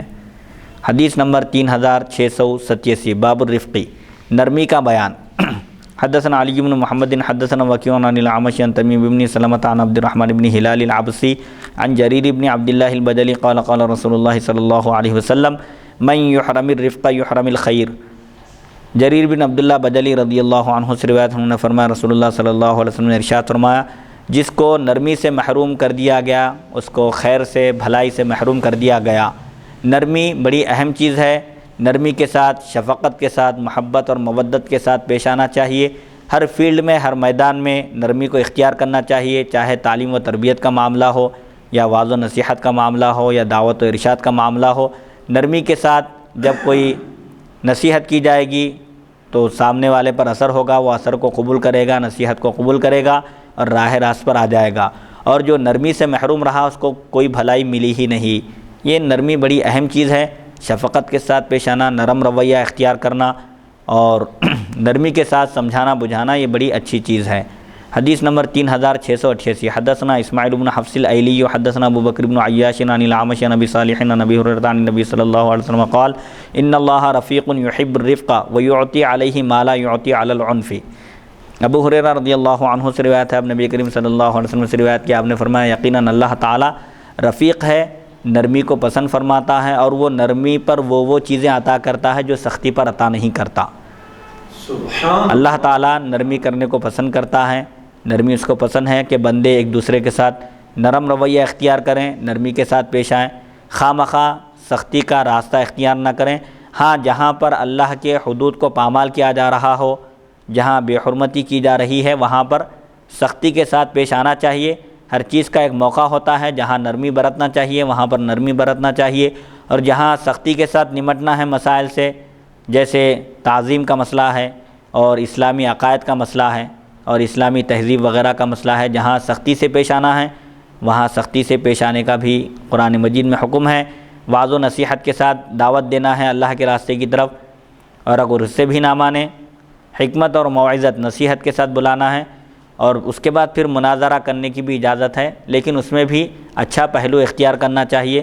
سمجھا بجھا کر اس کو راہ راست پر لانے کی کوشش کرنا چاہیے۔ اس کے باوجود بھی نہ مانے تو جب سخت رویہ اختیار کیا جا سکتا ہے۔ حدیث نمبر 3690، حدثنا ابو بکر بن ابی شیبہ حدثنا محمد بن مصعب عن الاوزاعی وحدثنا هشام بن عمار وعبد الرحمن بن ابراہیم قال حدثنا الولید بن مسلم حدثنا الاوزاعی عن الزہری عن عروۃ عن عائشہ عن النبی صلی اللہ علیہ وسلم قال ان اللہ رفیق یحب الرفق فی الامر کلہ۔ عائشہ صدیقہ رضی اللہ عنہا سے روایت ہے، اب نبی کریم صلی اللہ علیہ وسلم سے روایت کرتی ہیں، آپ نے فرمایا یقیناً اللہ تعالیٰ رفیق ہے، ہر معاملے میں وہ رفق و نرمی کو پسند کرتا ہے، نرمی کرنے والا ہے۔ حدیث نمبر 3690، باب الاحسان الی الممالک، غلاموں کے ساتھ اچھا سلوک کرنے کا بیان۔ حدثنا ابو بکر بن ابی شیبہ حدثنا وکیع حدثنا الاعمش عن المعرور بن سوید عن ابی ذر قال قال رسول اللہ صلی اللہ علیہ وسلم اخوانکم جعلهم اللہ تحت ایدیکم فاطعموهم مما تأکلون والبسوهم مما تلبسون ولا تکلفوهم ما یغلبهم فإن کلفتموهم فأعینوهم۔ ابو ذر رضی اللہ عنہ سے روایت، انہوں نے فرمایا رسول اللہ صلی اللہ علیہ وسلم نے ارشاد فرمایا یہ غلام باندیاں تمہارے بھائی ہیں چونکہ تم سب آدم کی اولاد ہو، ہاں البتہ اللہ تعالیٰ نے ان کو تمہارے ماتحت کر دیا ہے، جنگ میں قید ہو کر آنے کی وجہ سے مرد غلام کہلا رہے ہیں اور عورتیں باندی، لیکن اس بات کا خیال رکھو بنی آدم ہونے کی وجہ سے تمہارے بھائی ہیں، حقیقت میں جیسے اپنے بھائیوں کے ساتھ سلوک کرتے ہو ان کے ساتھ بھی سلوک کرو، پس تم ان کو وہ کھلاؤ جو تم کھاتے ہو اور ان کو وہ پہناؤ جو تم خود پہنتے ہو، اور تم ان کو ایسے کام کی زحمت نہ دو جو ان پر بوجھ ہو، مشقت ہو، مشکل ہو، جو ان کو مشقت میں ڈال دیں، جس کے کرنے کی ان کو طاقت نہ ہو، اور اگر تم ایسا کام ان کو لگا ہی دو تو تم ان کی مدد کرو۔ بہرحال اس میں بھی غلاموں کے ساتھ، باندیوں کے ساتھ اچھا سلوک کرنے کی تلقین ہے۔ ابھی زمانے میں چونکہ غلام باندی کا تصور نہیں ہے تو ماتحت جو لوگ ہوتے ہیں دفتر میں، دکانوں میں، دفتروں میں، تجارتی مراکز پر جو خادم ہوتے ہیں، نوکر ہوتے ہیں، ملازم ہوتے ہیں، ان کے ساتھ اچھا سلوک کرنا چاہیے، اور خاص کر گھروں میں جو کام کرنے والے ہوتے ہیں ان کے ساتھ بھی اچھا سلوک کرنے کا حکم ہے، جو کھاتے ہیں وہی کھلانا ہے اور جو پہنتے ہیں وہ پہنانا ہے، اور ایسا کام ان کو نہیں لگانا چاہیے جو وہ نہیں کر سکتے، اگر ایسا کام لگا دیں ان کے سپرد کر دیں تو ان کا ہاتھ بٹانا چاہیے، اور جیسا کہ بعض احادیث شریفہ میں ہے کہ اگر غلام، نوکر، ملازم کھانا پکائے اور اس گرد و غبار کو اور دھوئیں کو برداشت کرے، اس کو بلانا چاہیے کھانے کے لیے ٹیبل پر، اگر نہ کھائے تو کم سے کم اس کو اس کا حصہ اس کے حوالے کر دینا چاہیے۔ حدیث نمبر 3691 حدثنا ابو بکر بن ابی شیبۃ وعلی بن محمد قال حدثنا اسحاق بن سلیمان عن مغیرۃ بن مسلم عن فرقد السبخی عن مرۃ الطیب عن ابی بکر الصدیق قال قال رسول اللہ صلی اللہ علیہ وسلم لا يدخل الجنة سیء الملکۃ قالوا یا رسول اللہ الیس اخبرتنا ان هذه الامة اکثر الامم مملوکین ویتاما قال نعم فاکرموہم ککرامۃ اولادکم واطعموہم مما تأکلون قالوا فما ينفعنا في الدنيا قال فرس ترتبطه تقاتل عليه في سبيل الله مملوکک یکفیک فاذا صلى فهو اخوک۔ ابو بکر صدیق رضی اللہ عنہ سے روایت انہوں نے فرمایا رسول اللہ صلی اللہ علیہ وسلم نے ارشاد فرمایا غلام باندیوں کے ساتھ برا سلوک کرنے والا جنت میں داخل نہیں ہوگا۔ صحابہ نے عرض کیا یا رسول اللہ صلی اللہ علیہ وسلم کیا آپ نے ہم کو یہ نہیں بتایا تھا کہ یہ امت یعنی امت محمدیہ تمام امتوں میں سب سے زیادہ ہوگی غلاموں اور یتیموں کے لحاظ سے، یعنی اکثر جنت میں داخل ہونے والے فقراء اور غریب ہی ہوں گے۔ تو آپ نے فرمایا ہاں یہ بات ہے، پس تم ان کا احترام کرو جیسا کہ تم اپنی اولاد کا احترام کرتے ہو۔ خادم کو، نوکر کو، ملازم کو غلام نہ سمجھو بلکہ اپنی اولاد کی طرح ان کا احترام کرو، ان کا لحاظ رکھو اور جو تم کھاتے ہو وہ ان کو کھلاؤ۔ صحابہ نے عرض کیا ہم کو دنیا میں کون سی چیز کام آئے گی، یعنی دنیا میں کوئی ایسا عمل ہم اختیار کرنا چاہتے ہیں جو ہم کو فائدہ پہنچائے، جس کا ہم کو ثواب ملے۔ تو آپ نے فرمایا گھوڑا جس کو تم باندھ کر رکھتے ہو استبل میں، جس پر تم سوار ہو کر اللہ کی راہ میں لڑتے ہو، یہ گھوڑا تم کو کام آئے گا، یعنی اللہ کی راہ میں جہاد کرنے کے لیے مدد دے گا۔ تمہارا غلام تم کو کافی ہوگا، پس جب وہ نماز پڑھے تو وہ تمہارا بھائی ہے، یعنی غلام ہوتے ہوئے مالک کا بھی حق ادا کرتے ہوئے اگر اپنے پروردگار کی عبادت کر رہا ہے تو بنی آدم ہونے کی حیثیت سے، آدم علیہ السلام کے اولاد ہونے کی حیثیت سے وہ تمہارے بھائی کا درجہ رکھتا ہے، اس لیے اس کے ساتھ بدترین سلوک مت کرو بلکہ اچھا سلوک کرو۔ بہرحال غلام باندیوں کے ساتھ چاہے ملازمین ہو یا خادمین ہو، ماتحت جو عملہ ہو، ان کے ساتھ اچھا سلوک کرنا چاہیے، ان کے مقام و مرتبے کا لحاظ رکھنا چاہیے اور اچھائی کے ساتھ پیش آنا چاہیے تاکہ وہ لوگ بھی اس کے ساتھ اچھا سلوک کریں۔ حدیث نمبر 3692 باب افشاء السلام،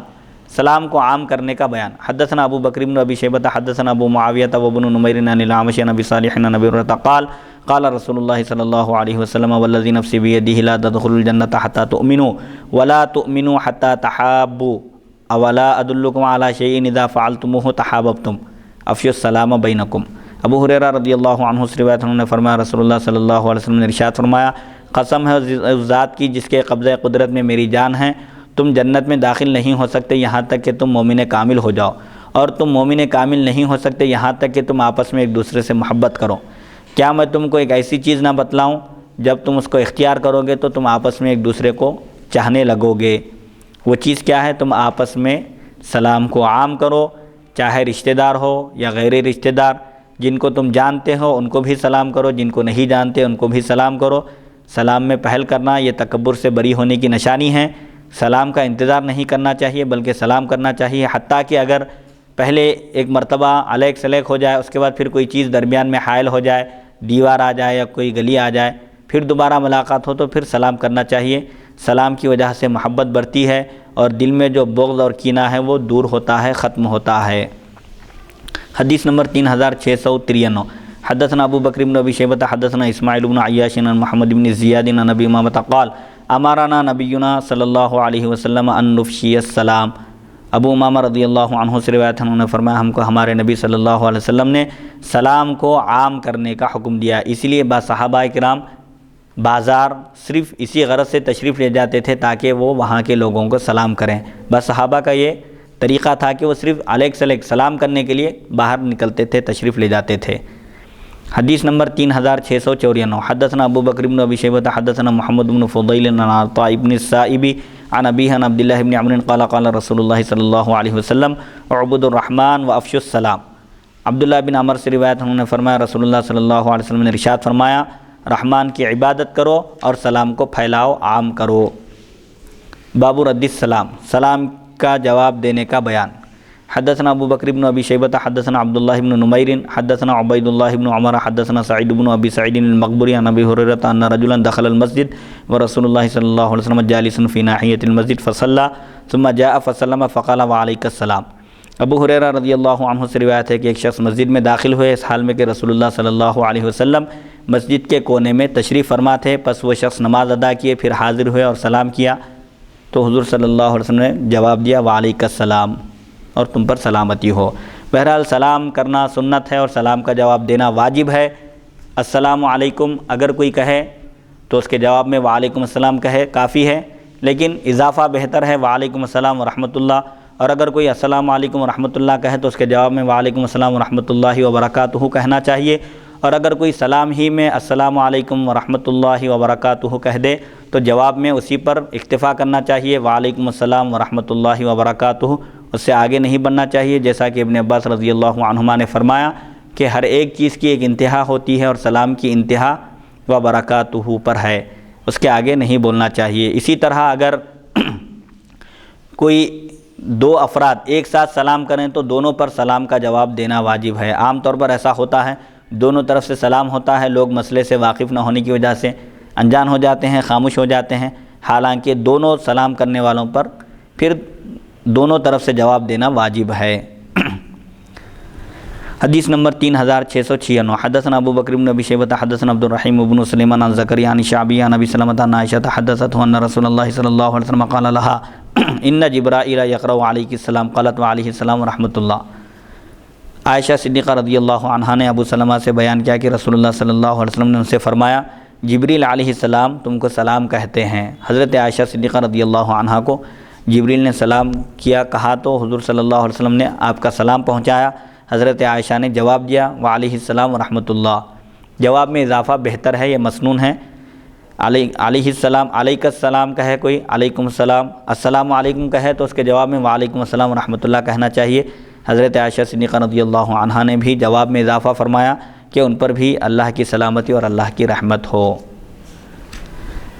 الحمدللہ اللہ کی توفیق اور اس کی مدد سے ادب کے بیان کی یہ پہلی نشست حدیث نمبر 3696 پر اختتام کو پہنچتی ہے۔ اللہ تعالیٰ سے دعا ہے کہ وہ ہم کو سننے اور سنانے سے زیادہ احکام شریعت پر عمل کرنے کی توفیق عطا فرمائے، اور عالم اسلام کی مسلمانوں کی جان و مال اور عزت اور آبرو کی حفاظت فرمائے،